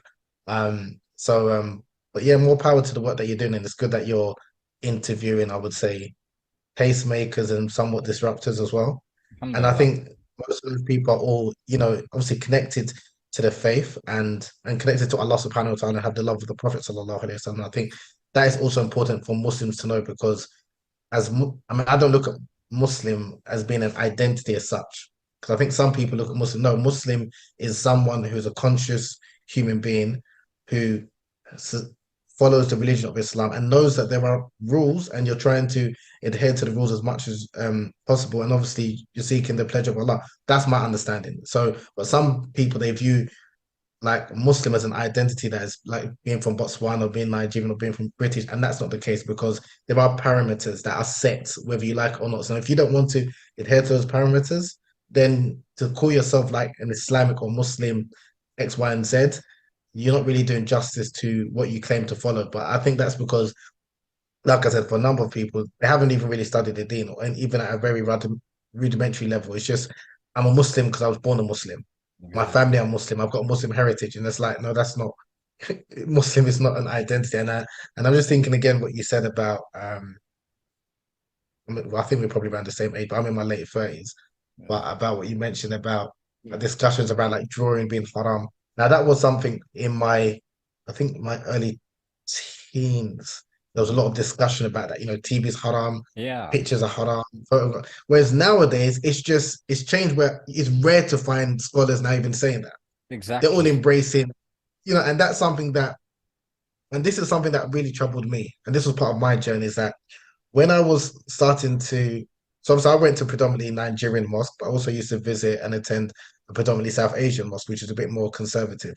And then I started attending some Salafi mosques that were mixed, people from, you know, Arabia, North Africa, what have you. So a different kind of, you could say, interpretation, shall we say, in terms of how Muslims should be, or authentic Islam. And one of the things that, especially when I started studying more Salafi mosques, because I liked the way that they were very like strict prayer, points of Tawheed and Aqid and stuff like that.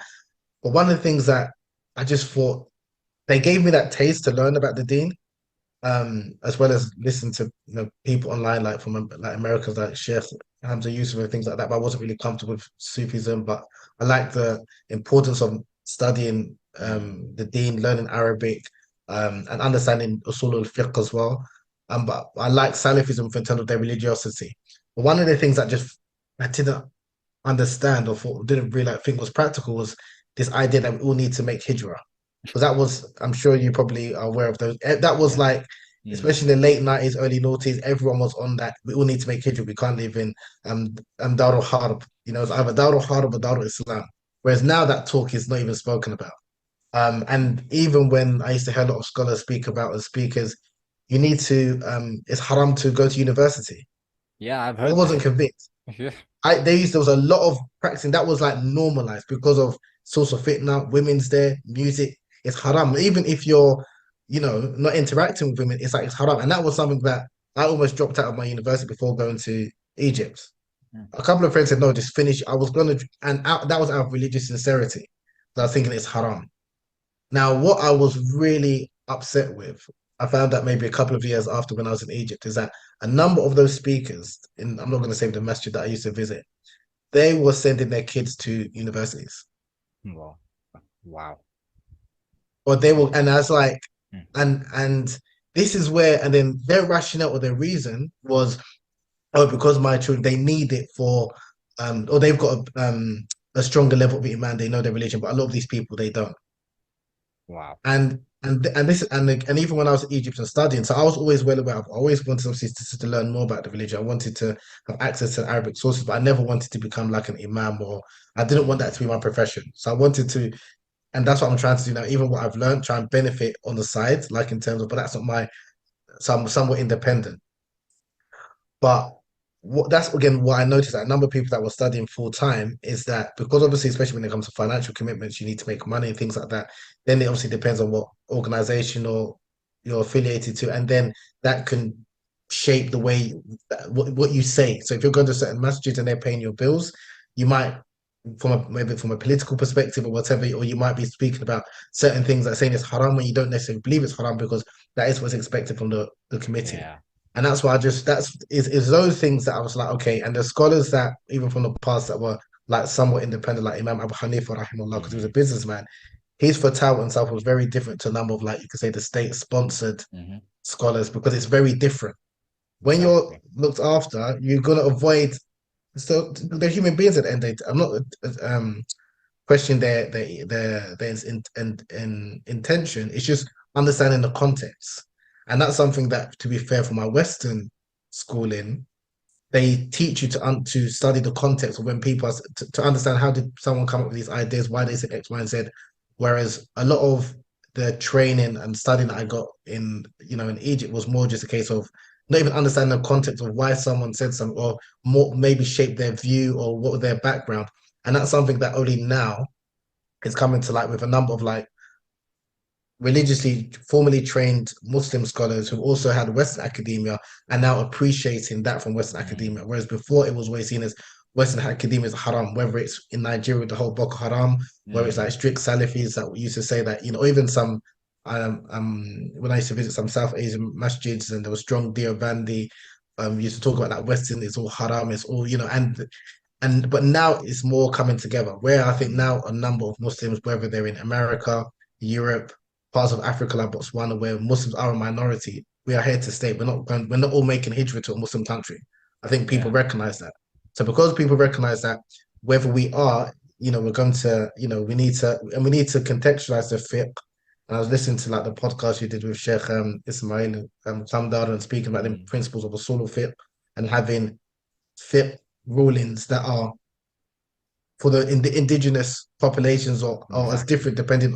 And I think that's very important. I think that's only something, to be fair, that I only really heard when I was first trying to learn about Islam, maybe 20 years ago, from people like Sheikh Hamza Yusuf was talking about that. But at that time, if you wasn't a fan of Sufis or Sufism, they'll ignore that. Not realize that a lot of the scholars have been speaking about that for even Salafi scholars are now kind of coming to that. And for me, it's just the frustration that there was a number of people that were, I would say, misled, and out of religious sincerity, they either made hijrah, packed up and left, sold their property, left their houses, and then you go into whether it's Yemen, Saudi Arabia, Egypt, and you're treated like a second-class citizen, unless you've got that British passport, the American passport. So I think now it's changing, but that's why even not being, I think I appreciate and applaud the work that you're doing, because not being afraid to speak to people that you can see, either they have a love for Allah and His Messenger, they're connected to Islam, but their approach, it varies. And these are people that even some of their what is considered to be controversial, it might be 5 years from now, it's just going to not seen as controversial whatsoever. Where you need some people that are kind of like making those, and that's again, I just find it amazing because a lot of what Muslims celebrate, like the whole golden era, they were making use of the disciplines and the knowledge of people that weren't Muslim. Exactly. And they were maybe even trying to Islamicize or bring from a Muslim perspective. So, you know, if you're just literally copying and pasting or following what your predecessors have done, again, I'm not talking about the ritual. I'm not saying new ways of prayer, and I'm not making that clear. I'm talking about mu'amalat, and that's where most of issues that people have, social interactions, relationships, is around things that are not like fiqh, is not clearly mentioned in fiqh. And that's why, you know, like Usul al-Fiqh is a great discipline. And like I mentioned, the work of Sheikh Ismail al-Kamdar, and again, contextualizing things and not trying to import a version of Islam that was understood 300 years ago in South Asia and making that applicable for Muslims in Western Europe, in Botswana, or any part of the Muslim world. I think it's just contextualized and understanding that just because your sheikh said such and such in India, that doesn't necessarily apply to us in Botswana. I think people need to understand and appreciate that without criticizing and saying, oh, he's wrong. I think we have this idea, or some Muslims, that this is the correct opinion. When you can have different and correct opinions depending on the circumstance. But anyway, that's enough of me. Another question I did have for you is that you mentioned about, obviously, you want your work, without going too much again, if you don't feel comfortable answering, but you said you want to make documentaries. Is that could you call yourself like a Muslim podcast? Is that particularly with the interests of Muslims in mind, or do you want to have it like for the general public? Yeah, good question. So perhaps I should elucidate what I exactly meant by documentary. I don't even know if they will be called documentaries a couple of years from now. But when I say documentary, maybe even take a couple of Muslim people with me, funds permitting, to the place. So we used Spain as an example about Andalusia. In fact, I'm not even sure I should use Spain as an example because it's too damn popular. It's been overused at this moment. But okay, let's take a place where you wouldn't ordinarily think of Muslims, such as maybe Cape Town. You know, Cape Town has a rich Muslim history. The slaves who were brought there. And it's interesting going back to your talk about, you know, the Deobandis and, you know, certain shuyukh from India believing that their way is the only way. And it's funny how that still pervades in certain corners of my neighboring country, South Africa, where people of an South Asian origin are of the opinion that, you know, their Hanafi Deobandi Islam is correct. And then those Cape Townians who've been in the country longer than them, who are brought in against their will, who are predominantly of a Shafi and somewhat Sufi inclined, I mean like Sufi Tariqa inclined, they're Muslim, but not like us. They're not as Muslim. So that sort of thing sort of pervades. So if we, whilst filming this documentary or whatever you want to call it, went to a place like Cape Town and got to unearth the Muslim history, but not only going to historic sites, but speaking with some of the elders, speaking with the people who've been around long. Apartheid didn't end, you know, too long ago. It's 1994. Some of my audience might have been born during that year or just a few years after that. So there might be people who are still alive, who lived through apartheid. In fact, my own Imam Qari Zakaria of Pakalana Masjid, which I go to frequently, he himself has lived through apartheid. And that's why this is unfiltered, so I genuinely don't care. That's why when he Okay, I'll show it to him before I air it. But when he sees certain groups of people trying to do certain activities in the masjid, and then he sees how, whether they do it consciously or not, you see like the indigenous African population, the blacks are on one side, and then you got the Asians who are sitting on the other side. Now, whether or not that is an intentional thing, whether the Indians themselves decided that we're not going to sit with them, Qari Zakaria made a point that this is how I saw apartheid started when I was a young boy. And now I'm seeing that these people are trying to foster that same sort of environment in the masjid. And that's what he's not for. So when we have these trips to places such as Cape Town, places you wouldn't think about because it's not somewhere in the Arab world, it's not, I don't know, some Dargah Sharif in India, Nizamuddin or whatever, but still there's Islamic history there. So in the same way where I have on this podcast guests of sort of unconventional backgrounds, people who are artists, musicians, people who may be travel vloggers, having them to come and share their part in the same sort of vein, going to these places, unearthing history and showing that Islam is compatible with all cultures and all time periods, provided that we as Muslims are not being a bunch of idiots trying to enforce fiqhi opinions, which are supposed to change from 300 years ago. So that was that. Very well said. I think I'm not sure if you're aware, but even when you spoke about like the history of Muslims in Cape Town, it reminds me of like the Muslims in Brazil. So I'm not sure if you're familiar with, and I did Yeah. actually write a book about Mm. the Muslims in Brazil. And for me, again, it was like, so again, just for benefit of people, just very high level.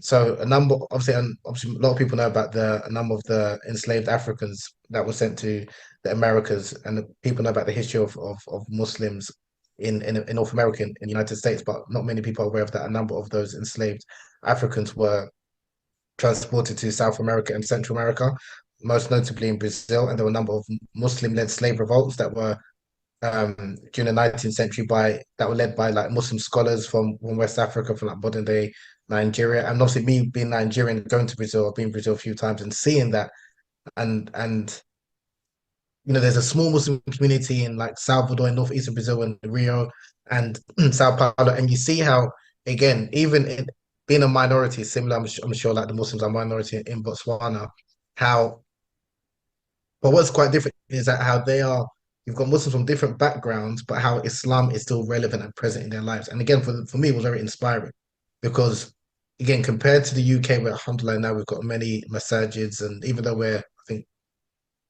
10% or 5% of the population, but there is an Islamic presence, especially in London. But then I'm looking and speaking to people in Brazil, like the Muslims, and I went to one Friday prayer, and one brother said that so how long did it take you to get to the masjid? He said something like 2.5 hours. But travel from 2.5 hours just to spend 45 minutes to listen to a khutbah, to be around other Muslims. So it just hit me differently, so it made me appreciate that, and then I asked him, how did he learn about Islam? He actually said it was through online platforms and from Muslims in the UK speaking about like Islam or whatever. So you don't realize, even like, for example, the podcast that we're doing, you're reaching out without, even if that's not necessarily like your explicit intention, educate that you might be thinking, okay, how can we bring the Muslims together in Botswana?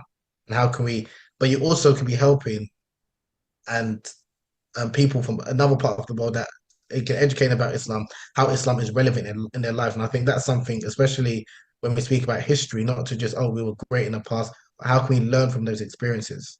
Where we are a minority, because it's all well and good learning about where was the majority, but it's very different. You need to understand Muslims, how they resolve their differences, whether it's cultural differences, fiqh differences, like you mentioned, and they had a thriving Muslim community. And I just think, like, the examples of like the Muslim communities in Brazil, every time I think about it, and I just think, subhanAllah, this what they're going from, what they're still doing, and the love of Islam, the love of the Quran, and it puts it into perspective. But then when you've got more of a long established Muslim communities, what they will generally have issues is going to be stuff in the grand scheme of things. It's not that important. So like a lot of the fiqh issues or cultural issues or interpretations in the grand scheme of things, when you've got people who don't even know about Islam or losing a connection with Allah subhanahu wa ta'ala, because they look at the religion as just being rules. They don't look at it in terms of having a relationship with Allah subhanahu wa ta'ala, having the love of the Prophet, peace be upon him. Then those people need more of an understanding about what Islam is, as opposed to kind of just thinking about, like I used to go to one masjid, and no word of a lie, they will have scissors at the door to cut your, it's bad. They'll see if your trousers are not are below your ankles. Yeah. That's or or they'll judge people based on, like I said, the beard. And there's some people, like I said, like myself, who have a struggle beard, who can't grow a beard.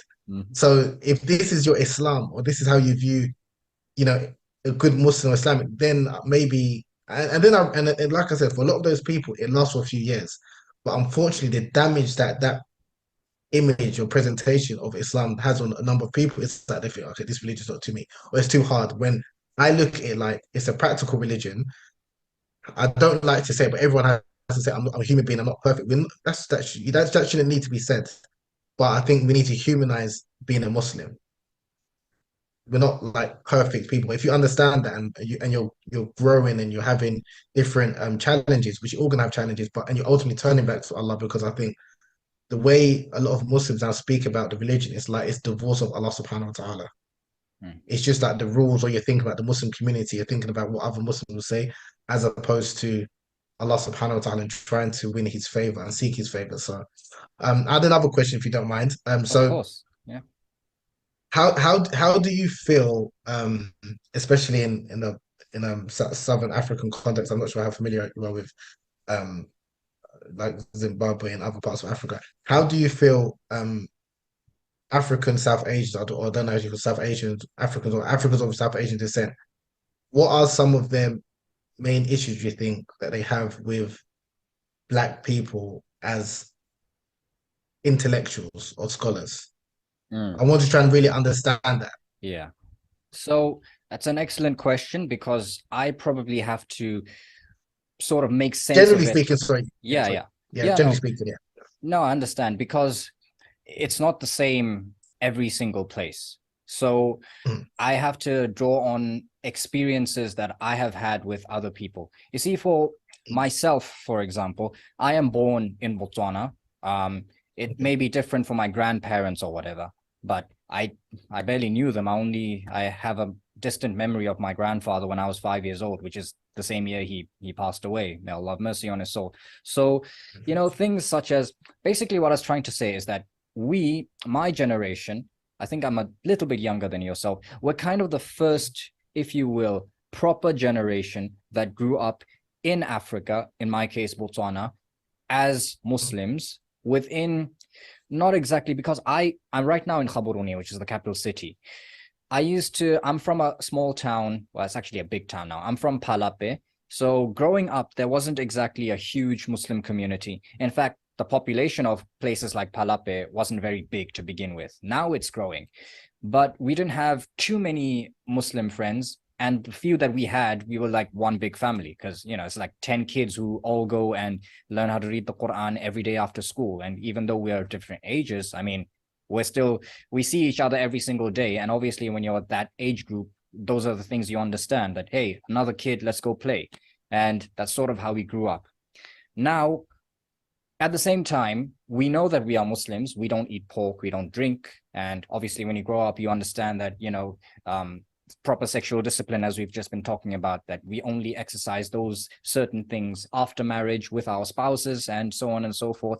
So we got to know those things, but we also looked at people of different races and different religions, different faiths altogether, as sort of equal to us, because they are still human. Even if they are an absolute atheist who disrespects God and his messenger, sallallahu alaihi wasallam, they still are a human being. And when you're a kid growing up, that's what you see. It's another person I get to play with, even though he may be eating something that I am not allowed to eat, but he's still a person. So now here's the thing. And this was actually told to me by someone who's a little bit older than my father. He grew up in apartheid South Africa. He's now a Motswana, naturalized, but he grew up in that era. And he was saying to me that, you see, the thing about these other people who've come in after you were born, after I was born, the people from directly from India or directly from Pakistan, wherever, that's that region of the world, they might have certain issues, even if it be unconscious, at looking at people who are of a different race as human. Because where they come from, everything is practically homogeneous, even though, you know, to call Pakistan homogeneous is really a stretch, because there are so many languages, so many different tribes of people. But if you're just from like one section of the city and you go to one masjid, you're practically going to be seeing people who look pretty much like you and speak the same language. So I understand if you're coming from like one small little village over there. The thing is, they come to Botswana and they import that here. For them, it's very blatant, like everyone can see it. And that's why people really don't take them that seriously, because they don't even have Botswana passports. So like, we know that, you know, they don't intend to have some sort of big impact, because the way they conduct themselves also looks like they're just going to pack up and leave one day. But the thing is, unfortunately, the people who came before us, when they had come, like the previous two generations, being Islamic, being close to Islam and the masjid meant looking like something from back in India, or meant dressing in a certain way. It meant talking in a certain way. It meant that selecting a spouse means only from 3 people from your ancestors' village back home, because that's all you knew, and so on and so forth. That may have been correct in the 60s or the 70s or whatever generation they arrived here. But is it still correct in 2023? I honestly do not think so. And I think that is where this sort of schism comes to life. It's a lot of things which have been planted from the past, where to be a good Muslim meant looking a certain way, or meant eating certain food, or only preaching one version of Islam. Whereas we come and we say something like, well, you know, music being halal is not a new opinion, and you can even justify that from so many centuries of Islamic scholarship, and you're still looked at as something ridiculous, as in someone who's trying to change the deen somehow, because people can't grapple with the fact that we've got 14 centuries of rich history of updating our fiqh and having fiqh change with the day and age and culture, and also external influences such as colonialism. One of the reasons, I'm sure you could attest to, having researched this, that Muslim culture, quote unquote, is so prudish is because of colonialism. That when the British came to India or Botswana, you know, they'd say things to the Muslims like, oh, look at this religion, it's so loose, so sexually free, unlike our Catholicism or Protestantism from back in England. And as a sort of reactionary measure, many Muslims might have taken a more sexually conservative approach, which they then propagated to further generations. And then you see where we are right now. So to come back to answering your question, I'm not sure if I did a good job, but basically it's looking back on the seeds that have already been planted. And then for people like myself, my generation, yes, we have put the wheels into motion to like uproot those trees that have now sprouted from these seeds, but it's going to be an almost lifelong struggle, because it's not going to happen overnight. But we'll keep on doing it because things are changing. You know, it's interesting that you brought that up, because although I have a South Asian sort of appearance, some people confuse me for other things, but my parents are actually from 2 different countries. Although thanks to colonialism, they do speak the same language, they're the same people, but they are, if you go up the family tree, you'll see 2 different countries converging like that, or diverging, I should say, and they only converge in Botswana. So that is also something, I guess, colors my outlook, because my family has been already, it comes from such a diverse background, and that's never been an issue for me. So for me tomorrow, if I have to go select a spouse who is of a different race, my parents have already said that they've got 0 issue with such a thing, as long as she has proper Islamic values, which is obviously not going to be an issue if she's already someone who's devoted to the faith. So I know I'm going all over the place, but I hope I've made some headway in answering that question. No, very good, very well answered. Very, very appreciate that. And last question: has there been? I don't like to. I'll ask it in 2 parts. 'Cause I don't just like to use it like on the negative. But the first part of the question is: has there been much pushback in the Botswana Muslim community towards your work? And then the second part is going to try and come from a positive aspect. Is what would you like the key takeaways for people to like? If someone doesn't know about your podcast, maybe if you want to give like a very high level pitch in terms of what it's about and what you want the key takeaways for Muslims and non-Muslims to take away from your podcast. Okay, so in terms of pushback, yes, there has been. You kept on mentioning that episode with Sheikh Ismail Kamdar. I've got 2 episodes with him, but I believe you were referring to the first one when I had him on the very first time. That was in, I think it was Ramadan 2020. So the first lockdown.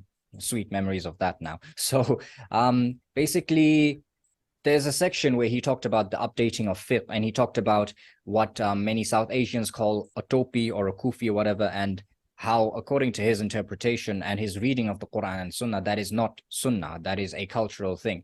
Because once upon a time in England, it was also the cultural norm for a man to cover his head, the bowler hat. And then even we grew up knowing that, oh, English people, whenever they see a lady, they'd be like, oh, how do you do? They take their hat off and all that sort of stuff. That's no longer the norm, and that's fine.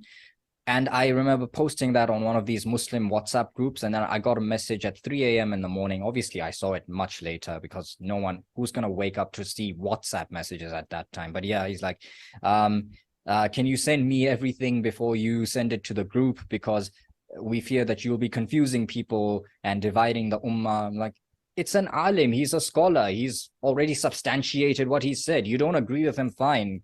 But I mean, okay, but then that showed to me, it basically confirmed what Sheikh Ismail was saying, that these people are very rigid in their ways, and whenever you shake the boat, as we were clearly doing, then that is the type of reaction you will get. And it's funny because, you know, they sent me a little booklet. It's called The Crown of the Believer. I don't know if you've ever seen it. It's a South African publication.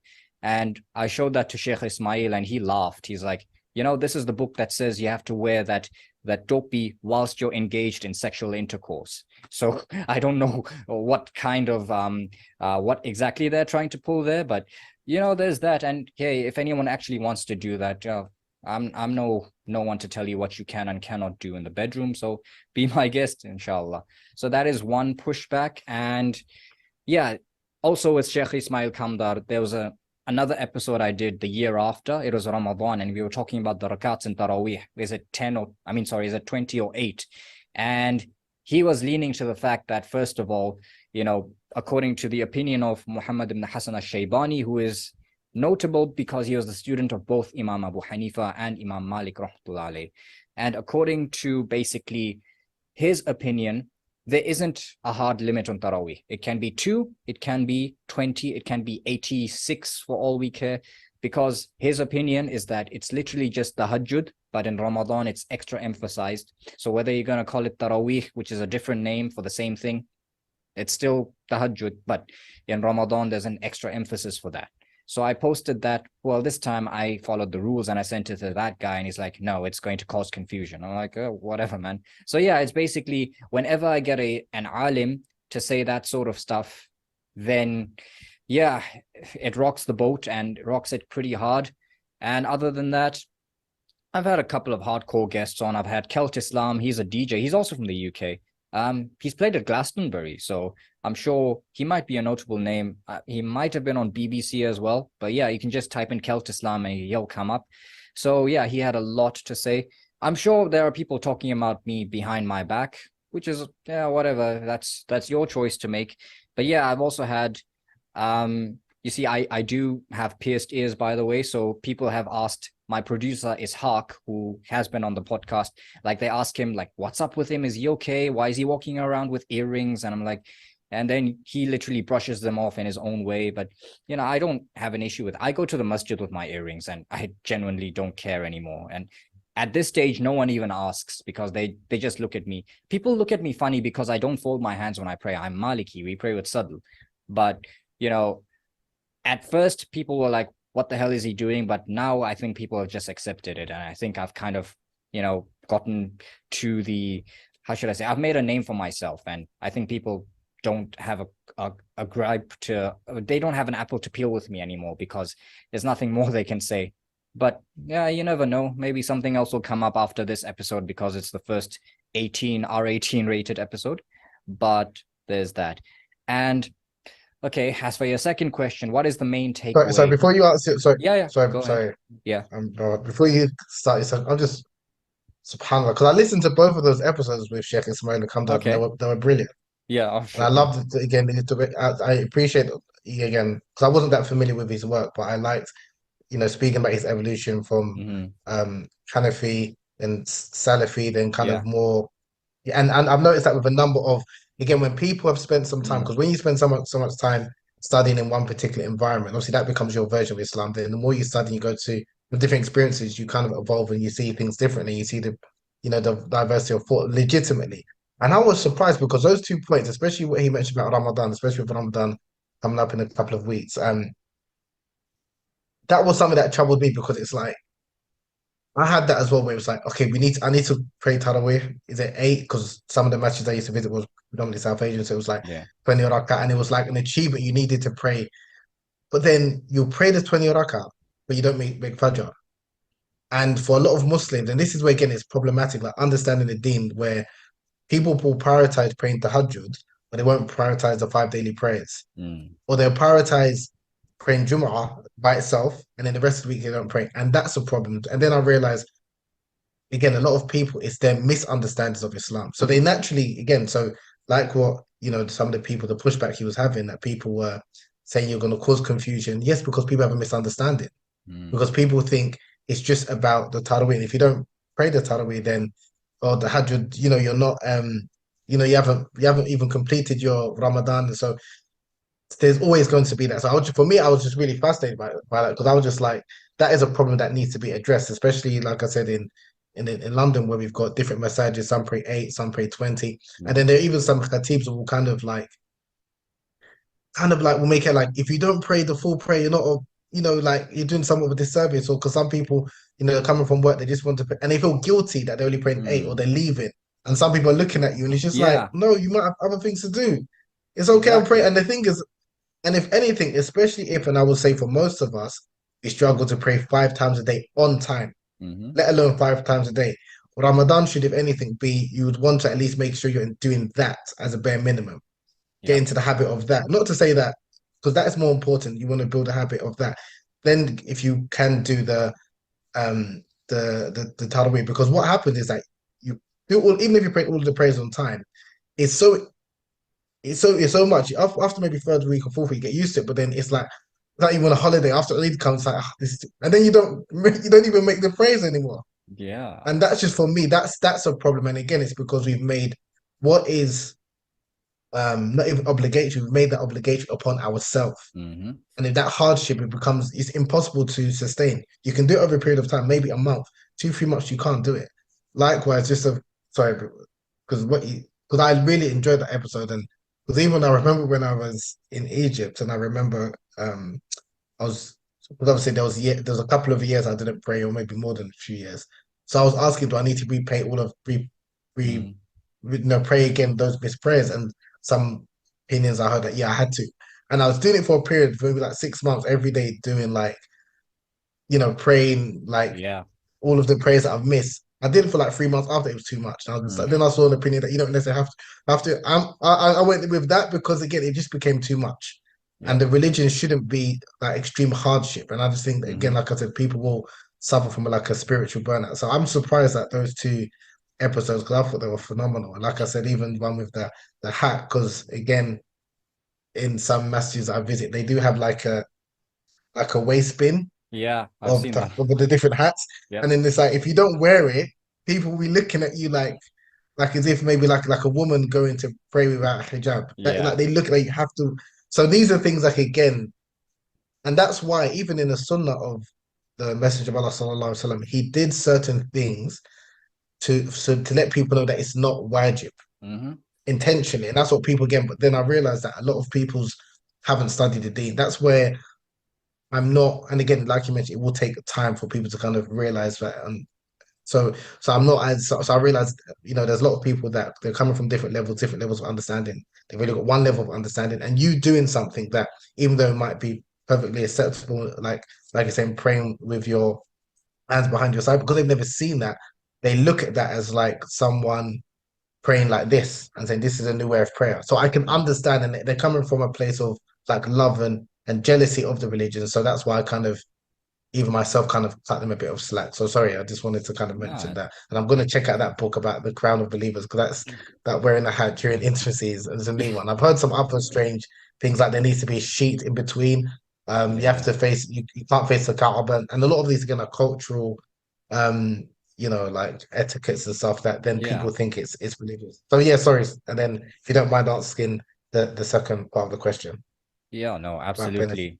I mean, I absolutely appreciate that everything that you just had to say. And, just as a sort of digression as well to add on to the whole intimacy thing, my friends and I used to make jokes amongst ourselves. The reason why these people in particular, the ones who are proliferating this message of you must have a hat on during intimacy or a sheet, or you can't even look at your wife naked and that stuff, that we used to say like, yeah, that's exactly the reason why these people are cranky the whole time, because they don't even have basic intimacy with their own spouses. So they're taking all that frustration out on people such as us. We used to have a laugh saying things like that, but there may be an element of truth to it. Anyway, so coming back to the second part of your question, that, what is the main takeaway I'd like people to get from this podcast, be they Muslim or otherwise? I think it would be this, that Muslims are a diverse group of people. We've got our weaknesses, we've got our strengths. Islam is not a monolith. I think that's something we've also touched on during this episode. Islam has got many different ways of being practiced. And we're not talking about the belief. We all believe that God is one. We all believe in the finality of the Prophet Muhammad, peace be upon him. Now, beyond those things, beyond believing even that the prayers are compulsory 5 times a day, about combining prayers, whether you're traveling or not, whether you're sick or not, and things such as gender relations. These are things which are culturally sensitive, if you will, and these are things that will be updated with the day and age. I just wanted to highlight that with my podcast. So I guess it's the same thing being highlighted to Muslims and non-Muslims, but I guess to Muslims, it would be to showcase that perhaps your way of doing things is not the only way. And I'm not saying my way is better. I'm saying it is an equally valid way of going about the same thing and reaching the same direction or same destination by the grace of God. And for non-Muslims, it's showing that whatever conception you've had of Muslims based on your interactions, be they positive or negative in the past, or whatever interaction maybe you'll have with them in the future, just because you've seen one of them doesn't mean you've seen all of them. And I'd like to show you the part of Muslims that you may not have seen before. I hope that makes sense. Beautifully said, mashallah. Brilliantly said, mashallah. Shukran, brother Habib, for taking your time out to do this. I always thank my guests because I'm not some Joe Rogan-ish. I don't want to be Joe Rogan anyway, but I'm just to give you an idea with viewership and stuff.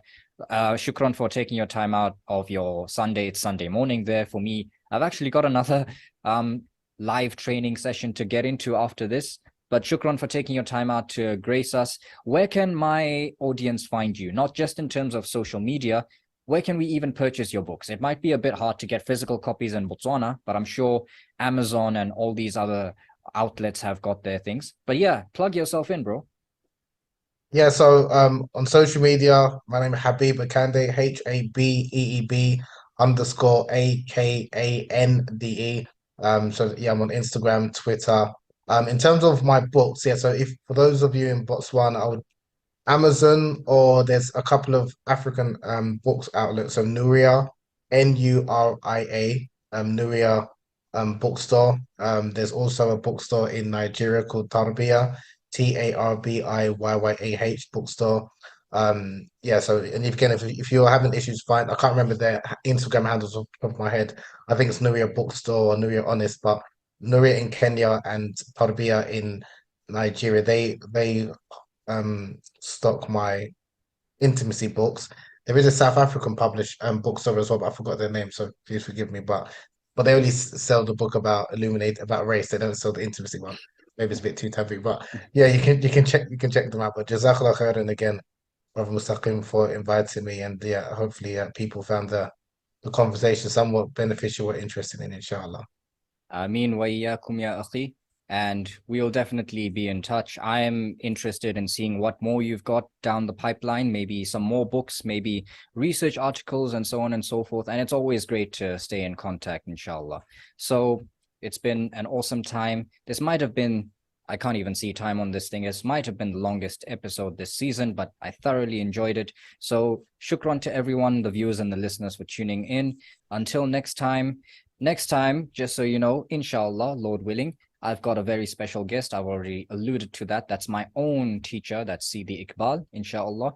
We hope you'll enjoy that one as well. So give brother Habeeb a follow. Go purchase his books. Until next time, assalamu alaikum wa rahmatullahi wa barakatuh. To you as well, brother Habeeb, assalamu alaikum.